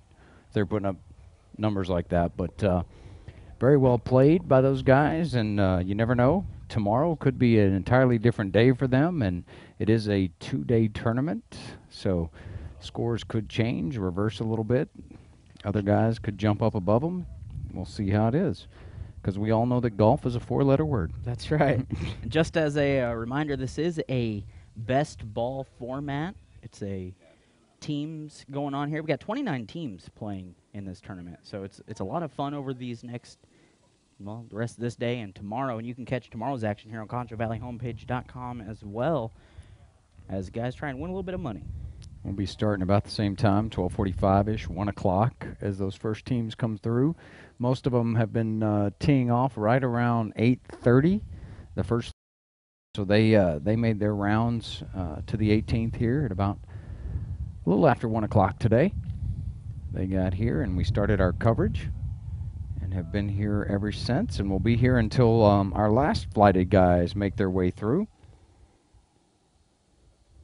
We've been with you through these qualifiers over the last month or so, and we appreciate all you folks that are tuning in to check out some of these guys that you probably know playing some golf and having a good time out here at Bentwood Country Club. Obviously, Bubba Crunk, I think he was wearing his all orange today. He likes to he likes to be bright sometimes. We see Bubba in the Bentwood partnership every year. He usually has his cowboy hat on whenever he's playing in the partnership.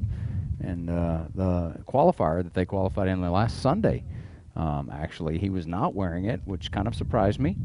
And I don't think I saw it on him today as he teed off. So we'll see if he is actually wearing it or if he has decided to abandon it. We've had a little bit of a breeze all day since we started coverage, and, well, of course, the wind doesn't stop when we're not on air. It was blowing before that as well. So some of these guys have dealt with that a little bit off the tee and in their second shots as well. And we've even seen it on the green, as you'll see here in a little bit, I'm sure. If somebody places one right on the slope, the wind will grab that ball and keep pushing it all the way down into the fringe. So it's been an interesting day. We've seen a lot of good scores and a lot of good shots, and it's been a fun day. Seen a couple of really nice putts as well. As we saw just before we took our break from Farr and McMahon to get them to 12 under, a really nice birdie putt. So you see these guys, they, of course, use the length of their longest club to place a ball out. And that's what he's doing there as they get ready.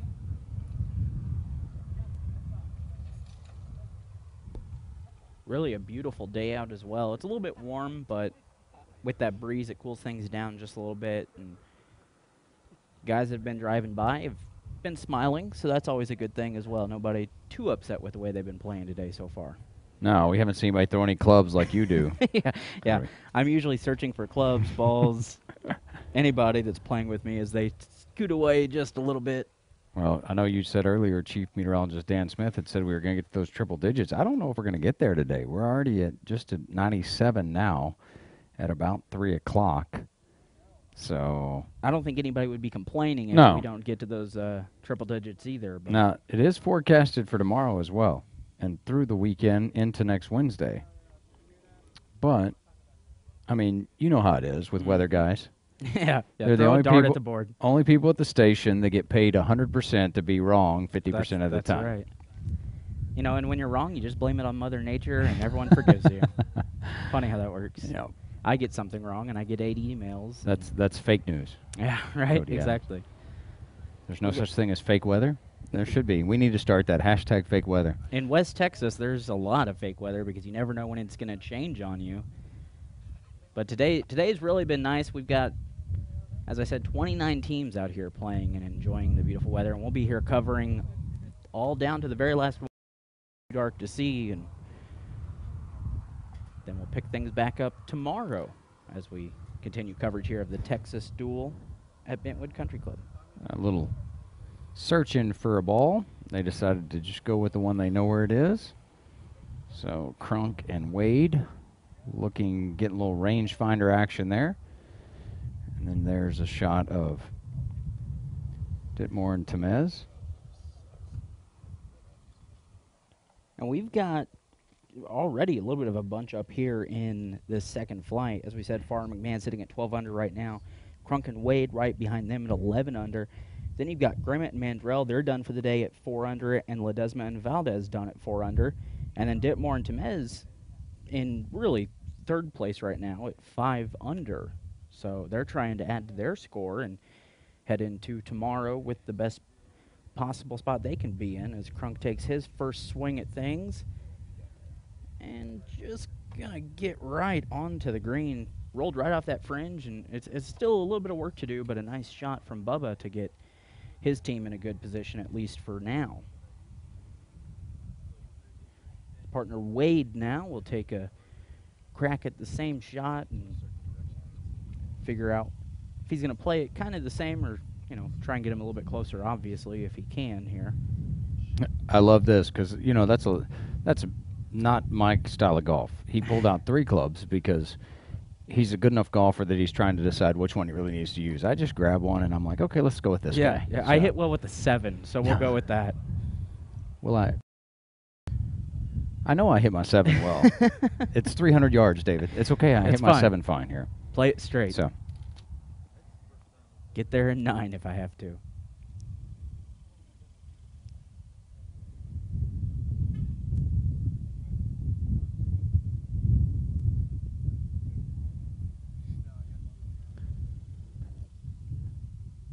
Just trying to keep it low under that tree and run it up here. And if he gets out of that fringe grass, which didn't quite, a little more speed, and that would have been really nice. They're going to have a little talking to do, though, to figure out which one they want to play. Yeah, you've got one on the backside of the green, which is a clean putt, but it's going to be tough coming from that backside back up to that flat slope on the top shelf of the green. And then the other one, you're coming up the slope through the fringe. So Temez and Ditmore now, they're going to take their shot at things, sitting at 5 under on the day. I'll take a good swing at it there. And that'll just stick nicely on the green. And that, from that position, a lot of the times that's been one that we have not seen that will stay. He did a good job of getting that ball to stay right there. A lot of the times we've seen him drop that, and with the spin that they have on it from the club they're playing, it's rolling back down the front slope of that green. And we've seen a few guys even think that they had the nice shot, go back to the cart, and then turn around, and the wind's still carrying their ball down. Yeah. So, and then they turn around and give it that look. You know. Ditmore now will take his swing, and his team just a little bit closer to the hole. He goes up over the trees. I think that ended up in the front side bunker. Looked like it came down on the front side bunker. And buried hard from what it looked like that drop. Because he did hit it high in the sky. So I would assume they're going to play Temez's shot there.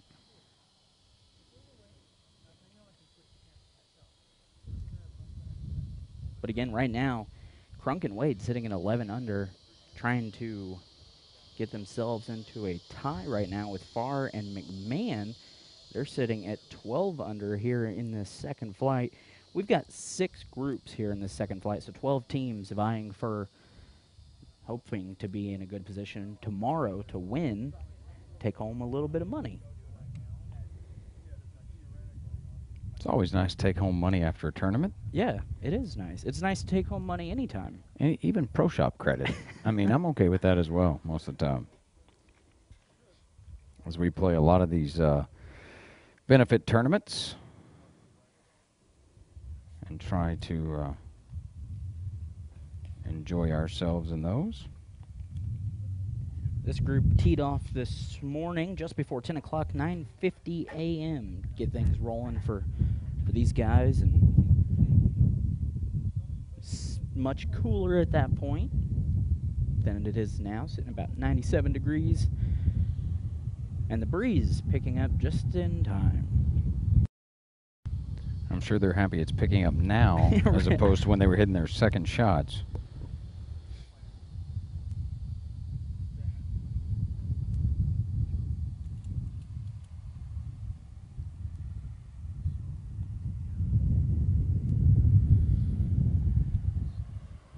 So Ditmore and Temez going to take a look at their shot, figure out how they're going to play.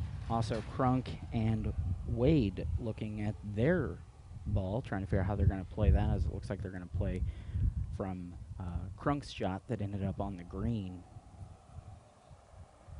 Makes sense. Go ahead and take the clean, easy putt. You're in a good position. 11 under on the day. Yeah, you're still giving yourself an opportunity for a birdie, and you're putting it as opposed to coming out of that fringe.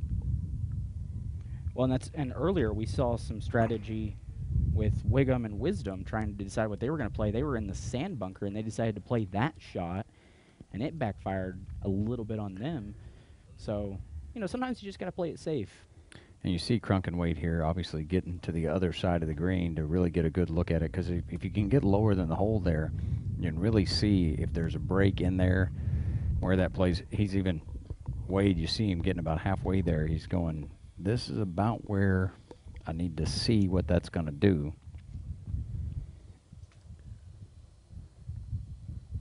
And they're going to take their time on this. I mean, they're playing for money. So this isn't, just a friendly game of golf sometimes. You're trying to get the best shot you can as Crunk will take his first swing at things.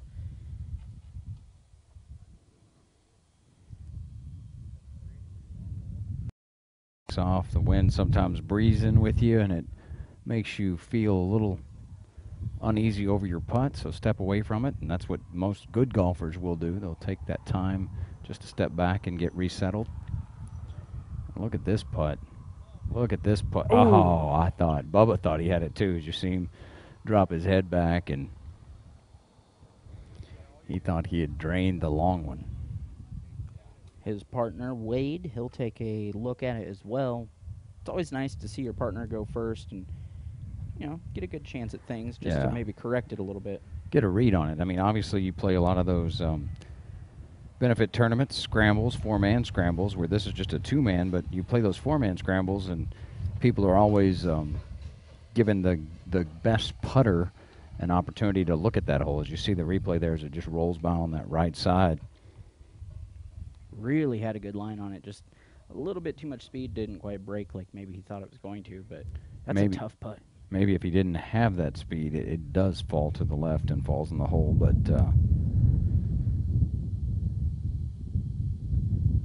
well, and we see Crunk stepping up again. Maybe he told those guys, I'm going to use my mulligan. We've seen that once today already. Yeah, they did. They were allowed to buy mulligans. So. And when you get that close, of course you want to take another swing at it if you can. So. And a lot of times that's the thing. That's what mulligans are for. I mean, you obviously, you made that putt that you just made, and you saw it roll by just to the right. But having that first putt and that second one, you make it because you learned from your first putt.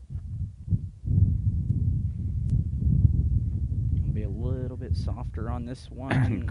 Just goes to the other side. He learned too much. He learned to his left too much. Or leaned to his left too much. Maybe that's it. So now his partner Wade will take his swing at things. So unfortunately for Crunk, a little wasted mulligan there.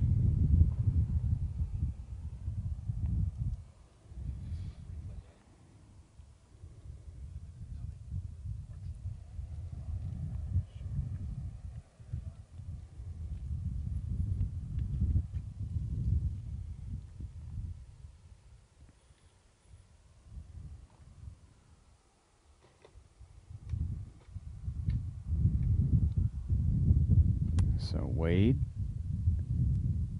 his opportunity now. Oh, he just slid it by on the left side as well, so he was watching Bubba's second putt and followed it.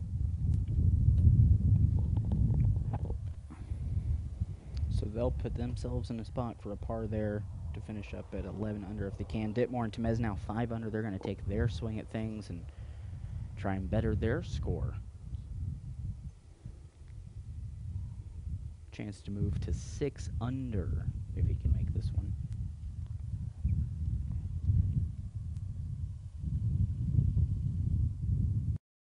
He's a little short. He looked a little frustrated with that putt. He's like, if I would have hit that just a tad bit, I think he had the line on it. It looked like it was the right line, but just the speed of the putt, it slowed down, and once it slowed down, it just fell to that slope and left it short, so.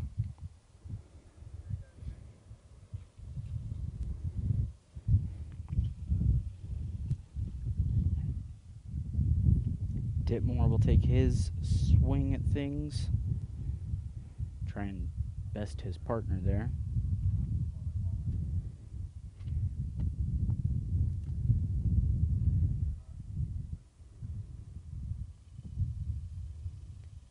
He gave it a little more oomph to it. Left himself an easy par putt.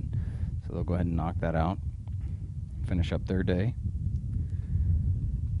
5 under for Ditmore and Temez on this first round action. They'll be back tomorrow.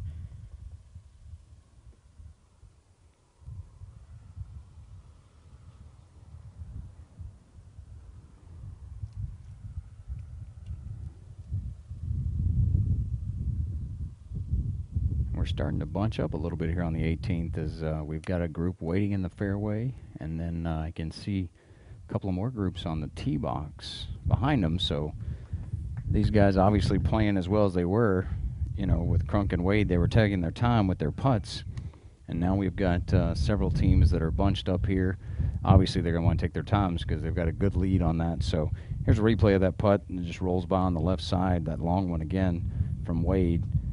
Had a good read on it, just a little too much speed, and it just stayed on that left side. So they'll finish their day at 11 under in second place in the second flight. As we last group here in the second flight, Dusek and McMillan and Camacho and Garcia both sitting at 9 under. And then we'll move into our third flight, guys.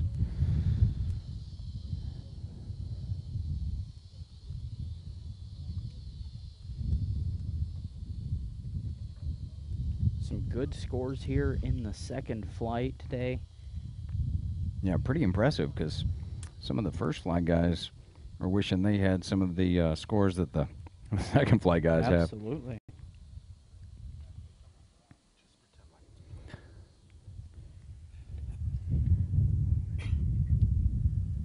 Playing out there where I like to play, by people's backyards, because that's where usually where my drive ends up, is either to the left or the right of the fairway. Dusek will take his first swing at things. He's going to go up and over the trees. And I don't know if it looked like it jumped. I don't know if it jumped into the bunker or just over the edge of it on that front side. He may be in the grass over there.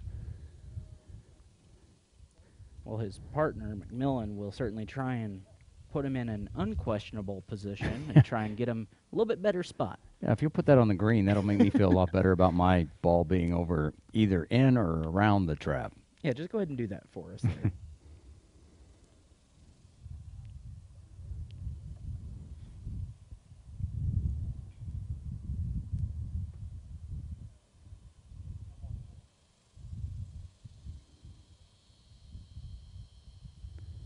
Good smooth swing from him. He acts like he likes it. He's going to be happier with that shot. They're on the green at least. Again, it's a tough position. We've talked about it all day, being back on this backside of the green and almost up against the fringe. That makes it tough too, because as you're trying to bring your putter back, you'll catch it into the fringe, trying to get that speed that you need, and a lot of times it'll grab your club and not make it as friendly as you want it to be. They're sitting at 9 under right now, tied up with their other team here in this group, Camacho and Garcia. We're back over here on this right side of the fairway. We saw these guys play in last weekend's qualifier, if I can say that correctly, here on ConchoValleyHomepage.com. Been here for all of the qualifiers, and now the championship rounds today and tomorrow. And you'll be here tomorrow. I will be. I believe Kevin Collins and Bryce Zach are going to split some time with you. Have the call. Of course, Kevin has been a long-time contributor on Conch Valley Homepage when we do the coverage of the Bentwood partnership. Of course, being a part owner out here, we allow him to come on. Yeah. We let him have his free time. So he knows a little bit about the course. Yeah, and Kevin has done a lot of broadcasting in and around the area. Obviously, a long time San Angeloan, and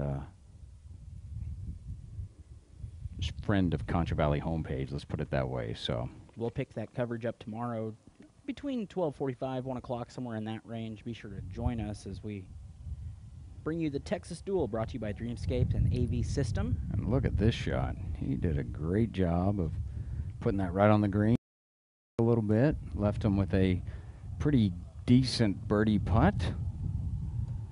So that could get them to 10 under in this second flight. Kind of makes things a little bit easy on you when your partner makes a nice little shot like that. You get to take, maybe a more daring crack at it and play it a little bit differently. Yeah. He's coming up and telling him, "Hey, did you see my shot? You can just go for it now, buddy. All right, just whack away." This is a best ball competition, scramble format. So, and we've seen that play out a few times already today, where teams maybe, one guy takes a certain shot and the other one plays it a little bit differently, just so that they have a couple of different options, especially in this mid-range game. And he'll best his partner there. A nice shot by Garcia to put him even closer to the pin. Maybe it was his partner coaching him a little bit there, and he told him, he said, "Hey." That's one of those where you're playing with your buddy, $1 a hole, and you think you get a good shot, and then the guy you're playing with says, "Oh, I'll go ahead and take that." So both these teams sitting at 9 under here in the second flight, tied for third place at this moment, as Farr and McMahon are sitting in the lead at 12 under. Crunk and Wade right behind them at 11 under in the second flight, wrapping up our second flight with Dusek, McMillan, Camacho, and Garcia. And the third flight waiting in the wings at the tee box.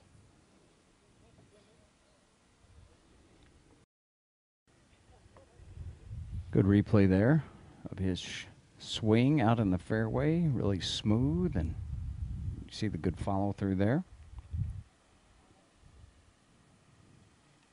That's one of those, once you're done with the swing, it's going exactly where you want it. Yeah, you're just happy. You just stop and say, "I'm happy."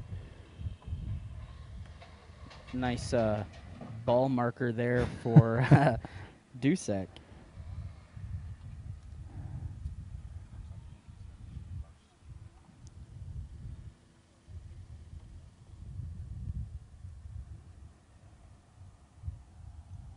There it is. Fun day of golf for all these guys, and they take it seriously. I mean, there is money on the line, and obviously you'd like to head into day 2 tomorrow with the best score possible to put yourself in a position to maybe win it and take home a little cash prize. Yeah, tournament paying out, I guess, first, second, and third. A good little percentage for first place. More than 50% is my understanding. I think it's like a 65% payout.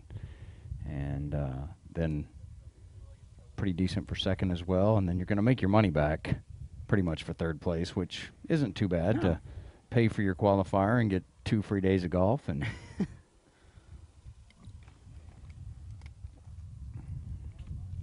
that's the ball marker you were talking about. Yeah, it is the ball marker I was talking about. Which is a good way to mark the ball, in my opinion. And a good way to play golf, in I my think opinion. I think that's why my golf game is maybe as bad as it is, because usually that is my ball marker with like several others beside it. If you use enough of those ball markers, then you play long. You don't even realize it.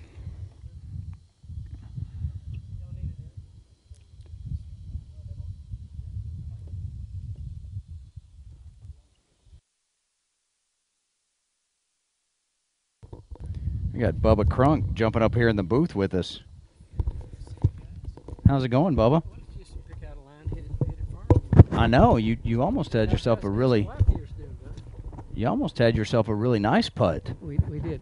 How's that wife of yours? She's doing really good. So you reached right up on the top shelf. I know. I mean, you know, I outkicked my coverage every time I look at her. So yeah. Threw your net in deep water. Yeah, I did, and I got the good fish out of that one. A keeper.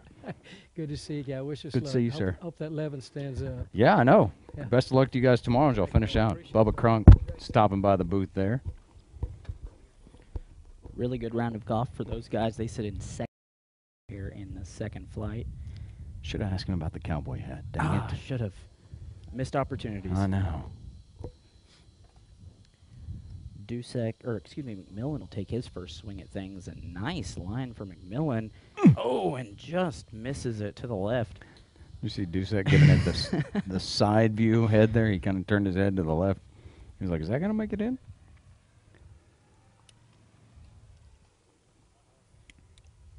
So again, they're sitting at 9 under right now, tied with Camacho and Garcia here, as Garcia will take his swing at things to try and help his team out, maybe gain a stroke here. Again, a big thank you to AV Systems and to Dreamscapes, our sponsors for our streaming coverage of the Texas Duel this year. Garcia will send it just to the side there of the pin.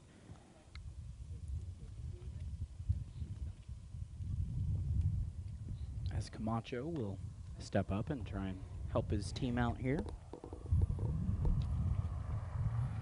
Again, that's the benefit of this format. You get to see what your partner does and try and go take a swing at it and maybe do it just a little bit differently than what they did. Garcia will go ahead and tap that in just to ensure that they get the par at least there. He's really taking a good look at this one too, so. Helps a little bit too when you know that your partner's already gotten the par.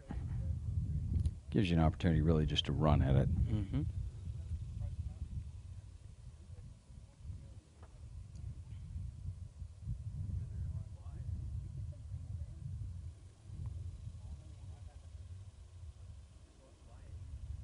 Nice smooth stroke there, and he gets it. Makes a really nice putt. You saw him tilt his hands forward just there at the end, and did a really nice job of putting there and finishing up. And that'll help them add a stroke to their score. They're 10 under on the day for Camacho and Garcia. Good score for that group, so just to keep bunched up there. Put them in second place in this. Third place right now. Third place in the second flight. That's right. That's right.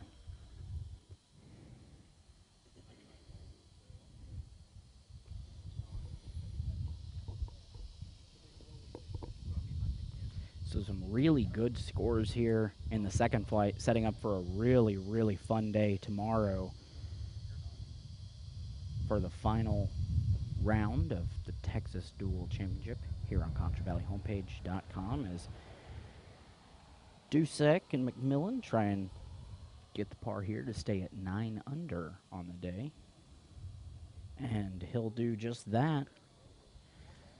So they'll finish up their day 9 under. That puts them in 4th here in the second flight as we finish up the second flight of the Texas Duel. Just to recap real quick, we've got Farr and McMahon sitting in the lead at 12 under.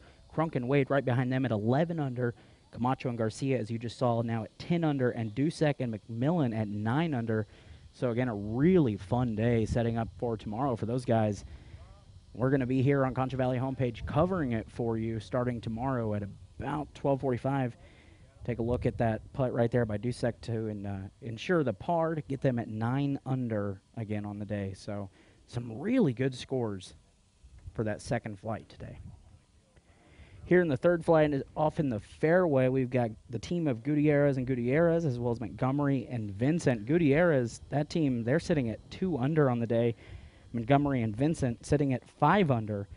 And that starts our first group of the third flight here in the Texas Duel Championship.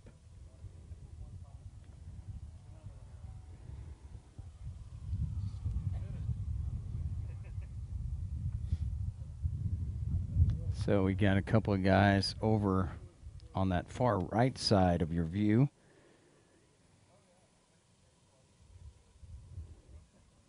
I think they were looking for a ball, trying to decide, or else they played out from over there and picking that one up. So they were maybe trying to find it and said, hey, we've got a better one over here. Let's just pick that guy up and move along. Really a nice day out here at Bentwood Country Club. Sun's out, a nice light breeze to kind of keep things cool, and probably a nice cool beverage to help keep you cool as well for many of these guys. A lot of them people that you see around San Angelo or around the Concho Valley, and you're watching them here on the Concho Valley homepage as we bring you coverage of the first round of the Texas Duel. Cody Adams alongside David Wagner. We want to thank Dreamscape as well as AV Systems for sponsoring this and helping us give you the coverage here on the homepage.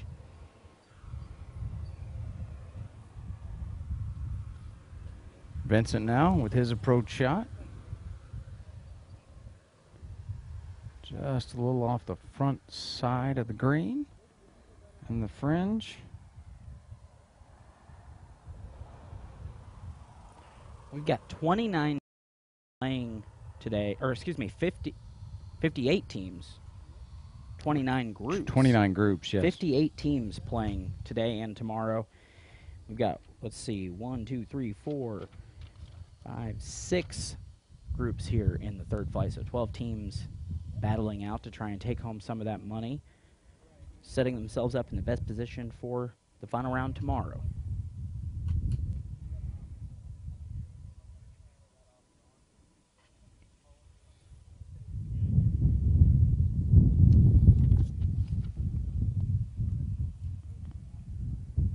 Ray Montgomery now with his approach, and he gets a nice kick off that backside.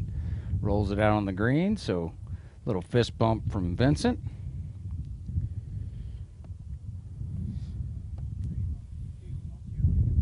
And you can see it rolling just a little bit still.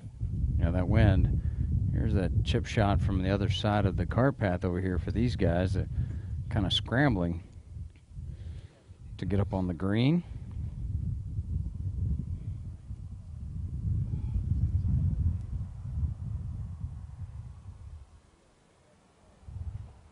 You can see those balls set up there, trying to figure out maybe how they're going to play it, and kind of just trying to get themselves in a little bit better of a position if they can.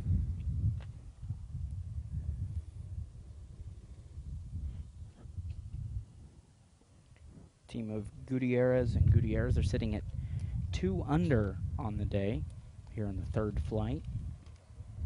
Montgomery and Vincent at 5 under.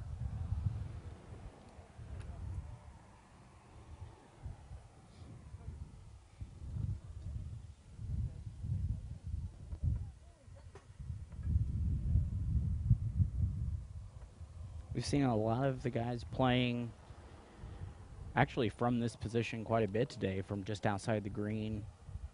The wind's kind of playing back at them a little bit, so sometimes it's ending up a little bit shorter than they were hoping from that mid-range game.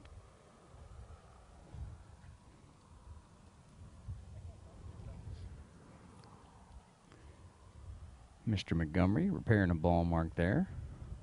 Always appreciate that. I'm sure the greenskeepers do as well. So, of course, Ray and Blake play a lot of golf out here at Bentwood, as well as the Gutierrez clan.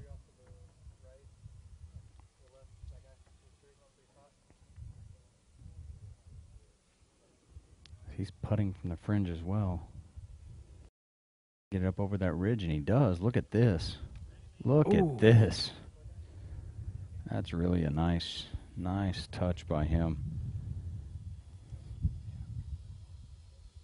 Just about put that one right in the hole. A really nice putt from that spot to get them at least in a good position there.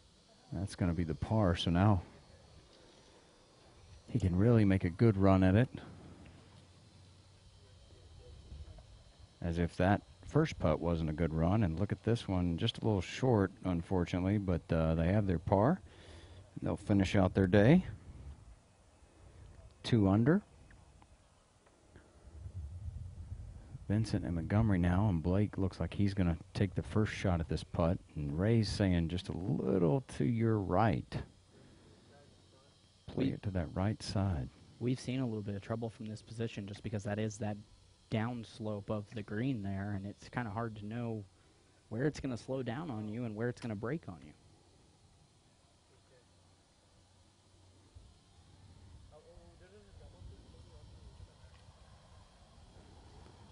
Blake putting it uphill and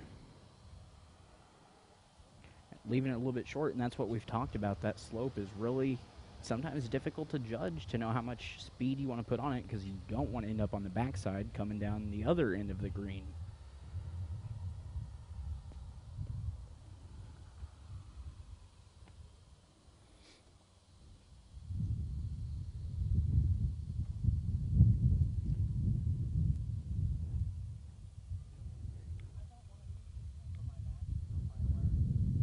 Montgomery now, and his putt, but a little closer, and had a little something to say to his teammate about it. Maybe I should have hit it with my other purse. I joke with some of the guys that I do play with every once in a while. I'm like, yeah, next time I'll use the Dooney and Burke. That's right.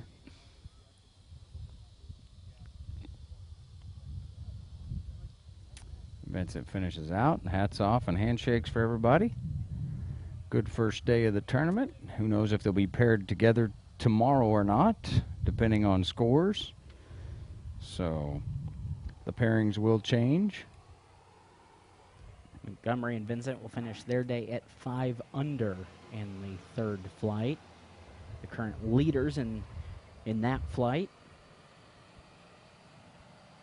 So we've got the team of Braden and Carr sitting at 1 over now, and Cates and Soto sitting at 3 under as they make their way off the tee box. Their ball's sitting right there in the fairway for one of those teams.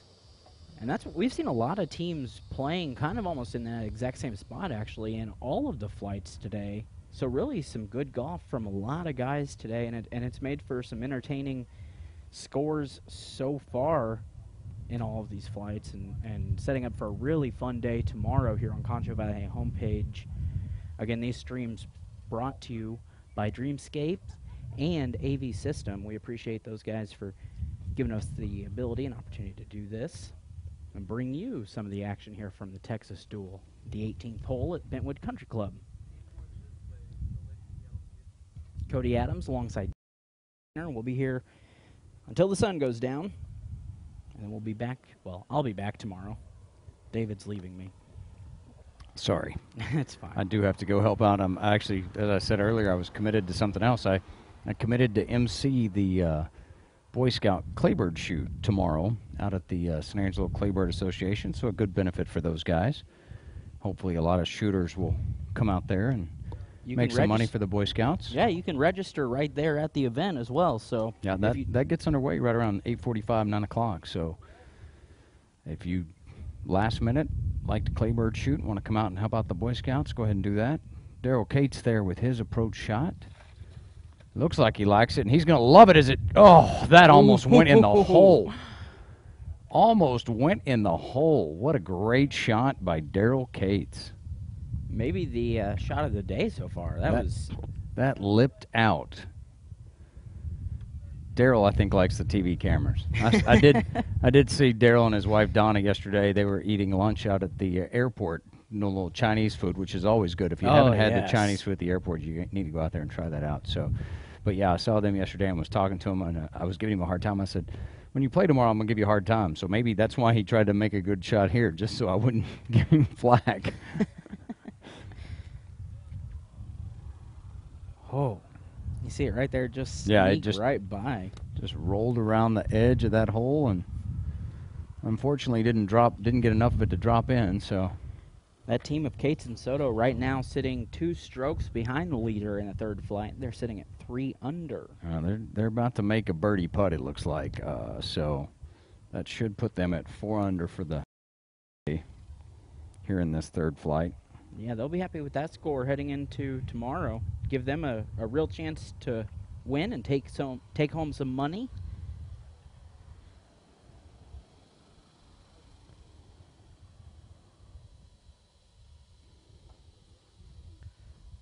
Breaking out the rangefinder again. I have never invested in one of those yet. I think you have to be good at golf to need it. To need it, really? If you can see your ball and to know which club to be using Yeah. from what range? Yeah. Maybe that's why I've never bought one. if you're just going to go driver 7 putter, I think you don't really have to worry about it. Yeah, it's not really that. It's driver 7, 7, 7, 7, putter, Scratch and go putter, on. putter, putter. So, yeah, that's usually how my scorecard looks. The team of Braden and Carr right there sitting at 1 over on the day. It's Carr in the white shirt and Braden in the pink.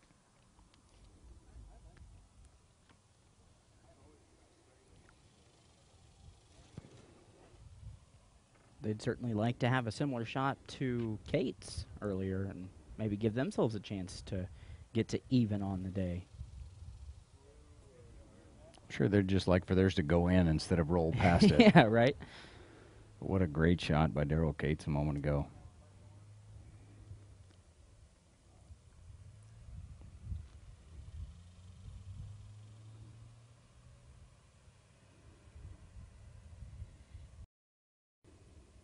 I think he was making sure we had the cameras on him.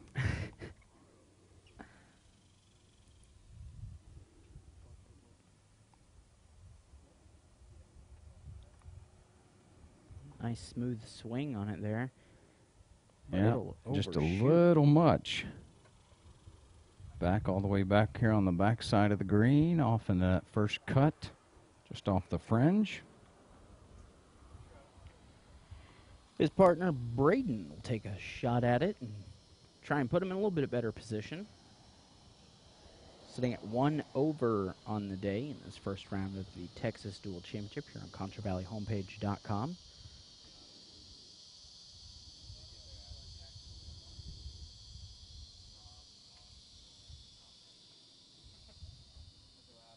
And he'll be much softer on it, and he won't be happy with that one. Yeah, it looked like he looked down at the ground like it grabbed his club a little bit and maybe held him up. So they'll be playing from the back side of the green just because of distance. Don't want to give all that up.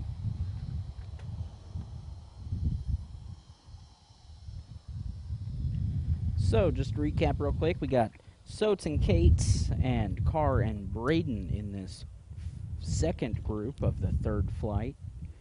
Cates and Soto sitting at 3 under. We just saw that great shot from Daryl Cates just a few minutes ago to put them in a position to add a stroke to their score and maybe get to 4 under on the day to pull within 1 stroke of the leader right now, which is Montgomery and Vincent at 5 under.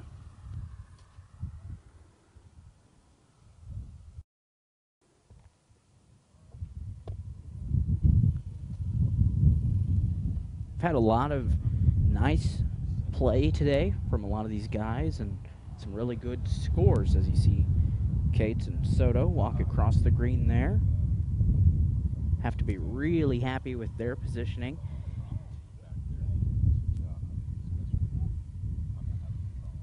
Daryl will mark his ball after that great shot.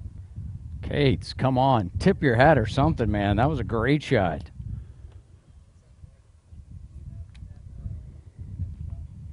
Hard to be upset after that. Team of Carr and Braden figuring out what they're going to do. We'll take both their clubs with them and They'll probably chip out of this. I would think being outside the first cut of that fringe, then yeah, you really do, because that grass right there starts getting a little thicker. And if you're not using a wedge or something, it's just not going to cut through it as easily.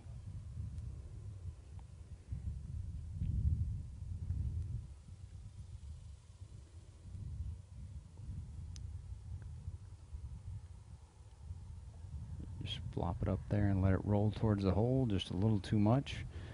That's going to put it probably down the back side, or the front side of the green, actually. We've seen that a lot. People get on that side and it can really roll on you.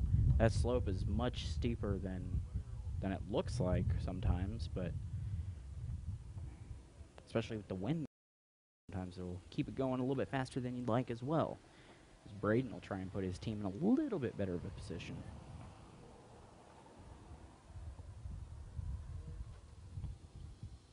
And he will putt it from that fringe spot.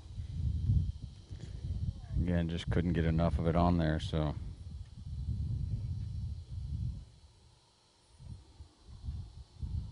They'll at least have a ball to play there. They're not real happy with their first day. As you can see, a little bit of frustration on their side.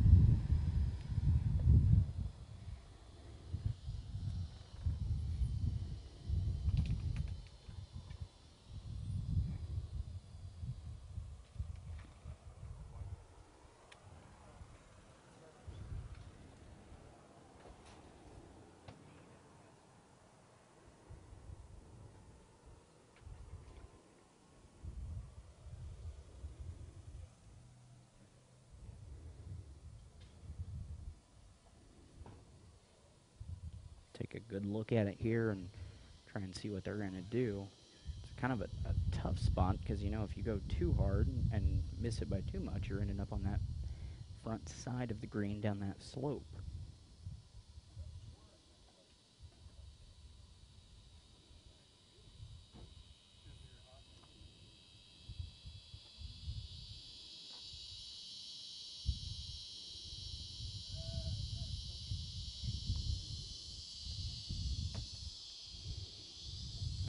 Braden will send to the side there. His partner will get a chance to learn from that and try and put it in the hole here.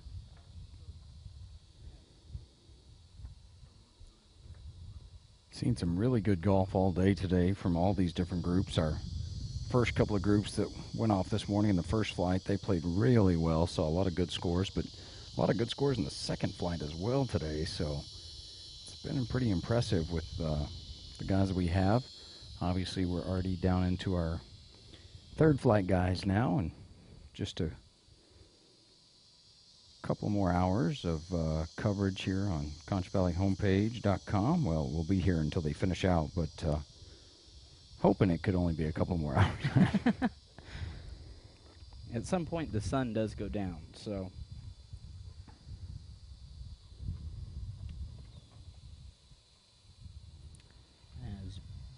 Braden and Carr will now shoot for bogey on the other side of the hole here.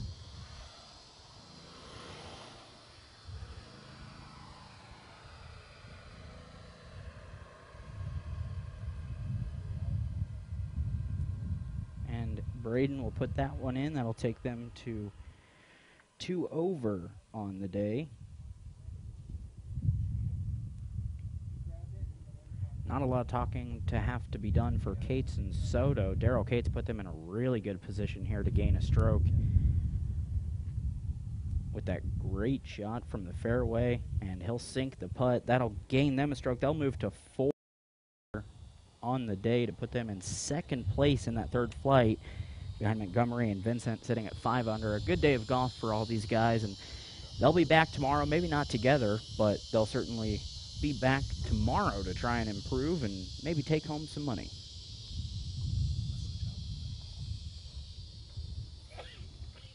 As our next group off in the fairway, we've got Pitts and Dormus sitting at 2 under, Dendy and DeLauder at 2 over here in this third flight.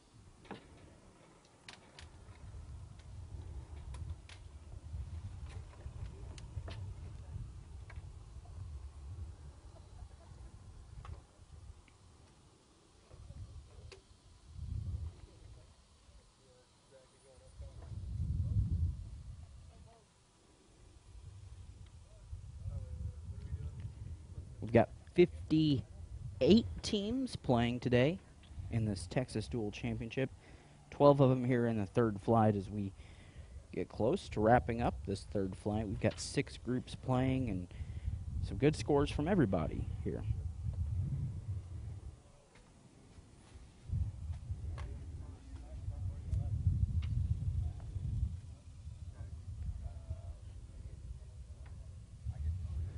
So this is Dindy.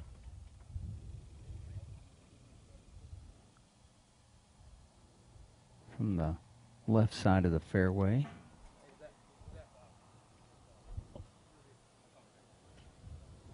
Kind of a little punch shot there.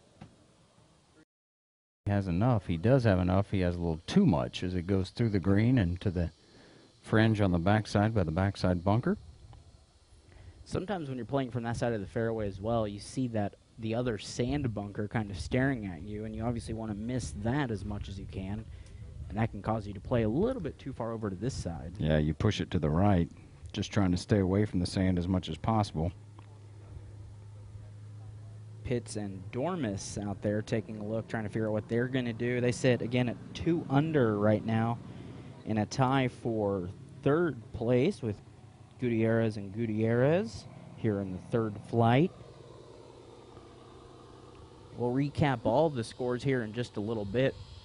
Flight 1 through Flight 2 will give you the leaders of those, and here when Flight 3 wraps up, we'll give you the winner of Day 1 for that flight.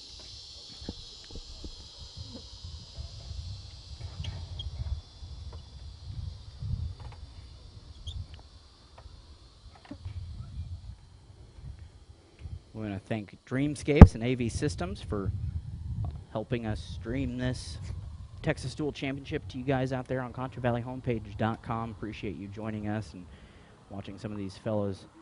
So basically, thanks for the cash. That's so right. We could be out here to make sure that you get to watch this. Because without their money, we would not be here. That is correct.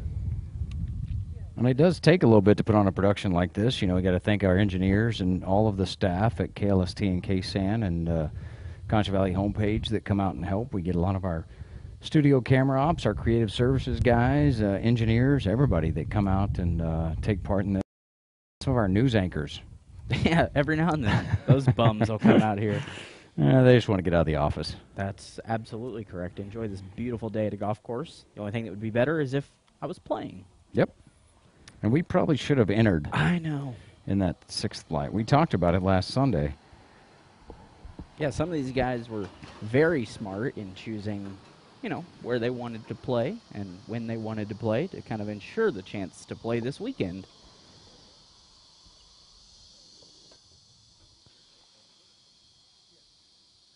We've had a lot of fun out here for the last couple of hours here on ConchoValleyHomepage.com. We've already seen, what, like 15, 16 groups roll through here on hole 18 at the Bentwood Country Club. And just kind of give you behind-the-scenes idea of what we're doing here. We've got 3 cameras actually giving you 360 coverage of this green. We've got one in the middle of the fairway to give you that look. We've got one up top here with me and David Wagner giving you a shot down at the green, and we've got one down on the ground giving you a good shot of the green. So giving you the best coverage we can here on ConchoValleyHomepage.com.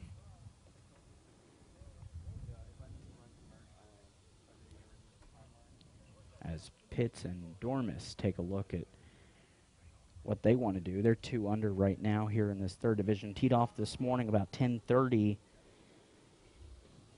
It's been a long day of golf for them.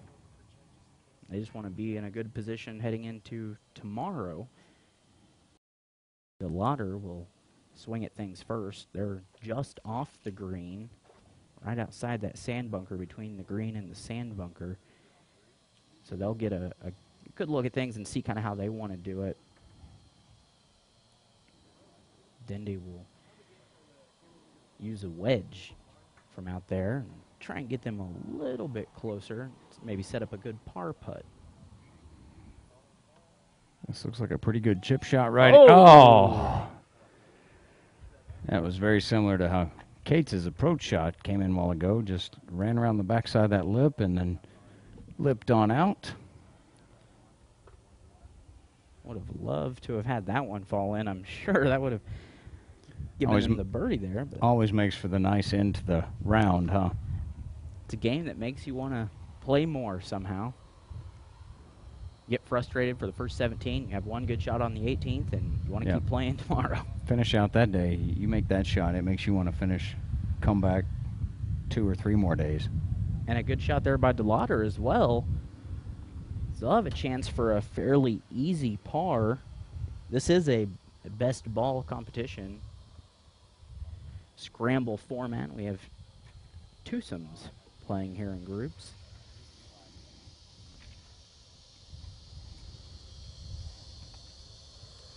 You see Dormus off there in the background, taking a look at things, figuring out what he's going to do with their shot. That's a hard spot to play from. We've seen a lot of guys play on that back slope today, and the way the pin's kind of positioned in the middle of the green today, it makes it a little bit difficult to come up and land right there on that ridge. Otherwise, you end up on the backside as well. So it's just so tough to gauge your speed as you're coming up the slope, the hill there. A lot of guys have tried to figure out the speed, and most of them have left it short. That's what we've seen all day. Not a lot of them have run it past the hole. They just are not guessing right when it comes to how hard they need to get it up the slope. And thinking that it may break a little bit later than it does, or in some cases we've seen them think it's going to break sooner than it has. As you see right there, just left it a little bit short, didn't put enough strength on it, and as you've mentioned, it's a hard shot to judge from that point, especially when you're going uphill. You know, that distance doesn't look as far as it actually is. It's that uphill part of it, so. Pitts will take a look at it now and see if he can kind of correct what his partner just did.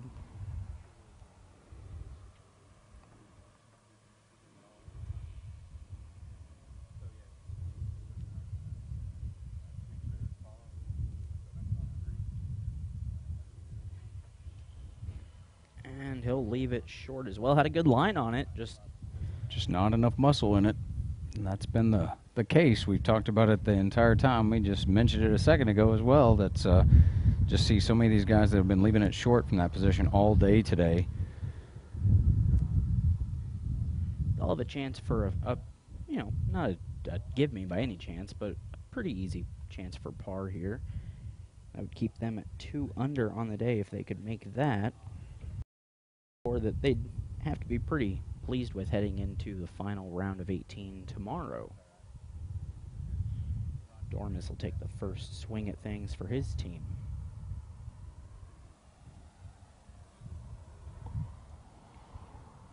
And he'll go ahead and sink that. Nice putt to finish out. Confident stroke. Sometimes those, 2-3 foot putts like that are the toughest ones because you think it's not really that far, but then there's a slight break in there or something that you just didn't read the right way, and you end up leaving it left or right of the hole. So. And Dendy will sink his putt after that really great chip he had earlier that just cupped in and out of the hole. They'll finish their day 2 over in the third flight. That'll put them in a tie with Braden and Carr in that third flight for fourth. We want to thank you for watching the Texas Duel Championship here on ConchoValleyHomepage.com, brought to you by Dreamscapes and AV Systems. We'll be right back after this break.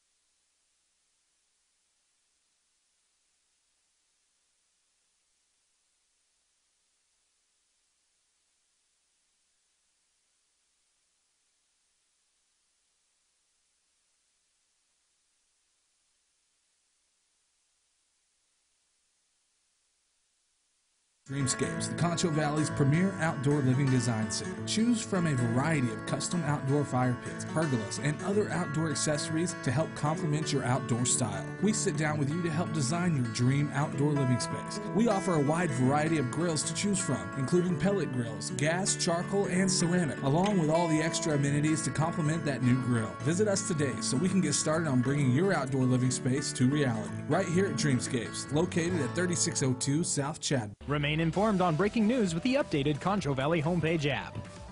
Now containing severe weather alerts, push notifications, extended weather forecasts, and more. Download the Concho Valley homepage mobile app today. Available on iPhone, iPad, and Android.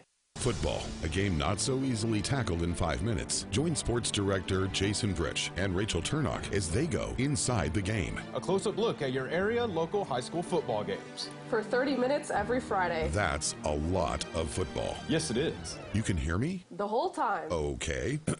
Inside the game. Fridays at 10:35 p.m. on KSAN, San Angelo's football channel.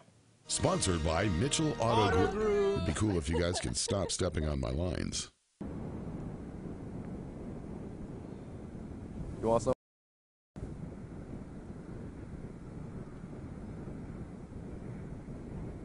Man, I knew I shouldn't have gotten the extra large.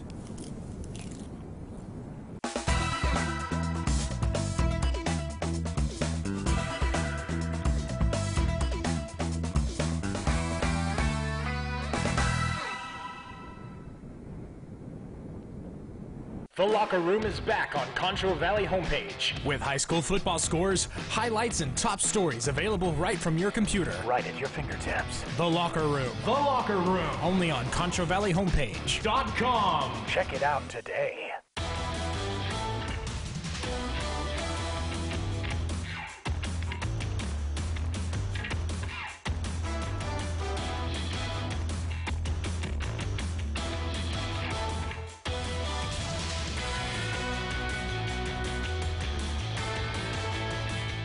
Welcome back here on ConchoValleyHomepage.com. First, listen to a little music. Yeah. Jamming out. It's that kind of day. It's the middle of a Friday. West Texas Duel music. Folks heading to the bank to cash those checks. And we're out here at the Bentwood Country Club bringing you the Texas Duel Championship. First round of 2 days of coverage here on ConchoValleyHomepage.com, brought to you by Dreamscapes and AV Systems. I'm Cody Adams alongside David Wagner. We're in the third flight right now. Teams of Burchard and Hernandez, they're sitting at even. Yeah, Blake Burchard was in the green right there, just teed off. Fred Hernandez up there swinging right now. Of course, we all know Fred because he is the public information officer for AEP here in town. So whenever your lights go out, that's who everybody calls. That's right. Fred, how long till the lights come back on? And he gets tired of hearing from us. Constantly calling, Fred, what's going on? Yeah, because we're trying to get the information to let everybody know when their lights are coming back on. Hey, we also, the team of Jones and Shields, they're sitting at 7 under. Wow, in the third flight. In this third flight. That is impressive.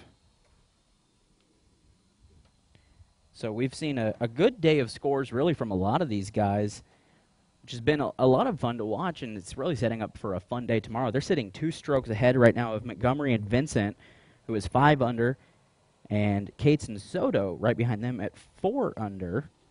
So a good day of golf all around here at Bentwood Country Club.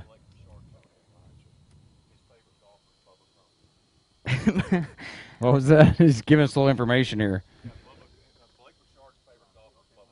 Oh, Blake Burchard's favorite golfer is Bubba Cron, who was here. He was a guest just a little while ago. So, and we saw that great putt. He almost sank it from the other side of the green here, a long putt earlier. They're sitting in that second flight in second place at 11 under, team of Bubba Crunk and Wade. So, been a good round of golf from them as well today. I think Blake and Bubba probably vie for the loudest clothes that they can wear most of the time. Yeah, they get colorful, that's for sure. Makes it easy to see them from up here. It looks like we may have a couple of gallery people here with this group as they come through. You know, we see a lot of the gallery watchers during the partnership tournament, and then ever so often here at the Texas Duel for the qualifier, we would see a few folks come through and watch friends, neighbors, relatives playing golf in the Texas. And so, I mean, obviously it is the championship rounds for the next 2 days, today and tomorrow. So I would expect that we would see a few people here and there to come out and check it out. Of course, avid golf fans. And this is a lot of fun. We've got 2 days of coverage of 58 teams from here around the Concho Valley, the state of Texas, maybe 1 or 2 guys from around the country coming to play here at Bentwood Country Club. And so, you know, good golfers, guys you probably know, guys you run into out at Chick-fil-A or wherever it may be. And yeah, and if you don't know, come out and meet them. Yeah, absolutely. And then you'll know who to follow the next day. Come say hi to us. We're at the backside of the 18 watching a fun day of golf out here all day until the sun goes down. And it's been a good day so far. We've seen some really good shots, some shots from outside the green, some chips, some near misses, some near makes, and it's been a lot of fun. Yeah, a couple of balls that almost rolled in from great shots out in the fairway. We saw one from Daryl Cates. We saw some great putts. We've seen a couple of long putts early on today, one for a birdie and the other one for a par. We've got 7 groups here in this third flight. We're just about wrapping up the third flight, actually. This is the 4th group of this third flight. Burchard, Hernandez, Jones, and Shields. And really not a bad round of golf from anyone today, which has been a lot of fun. Yeah, we've seen a few scores that have been over par, but few and far between, which has been pretty impressive. These guys obviously qualified for this tournament, and so they want to be close to making some money. That's always good. Making money is always a good thing. So bringing out their better game for this 2-day championships.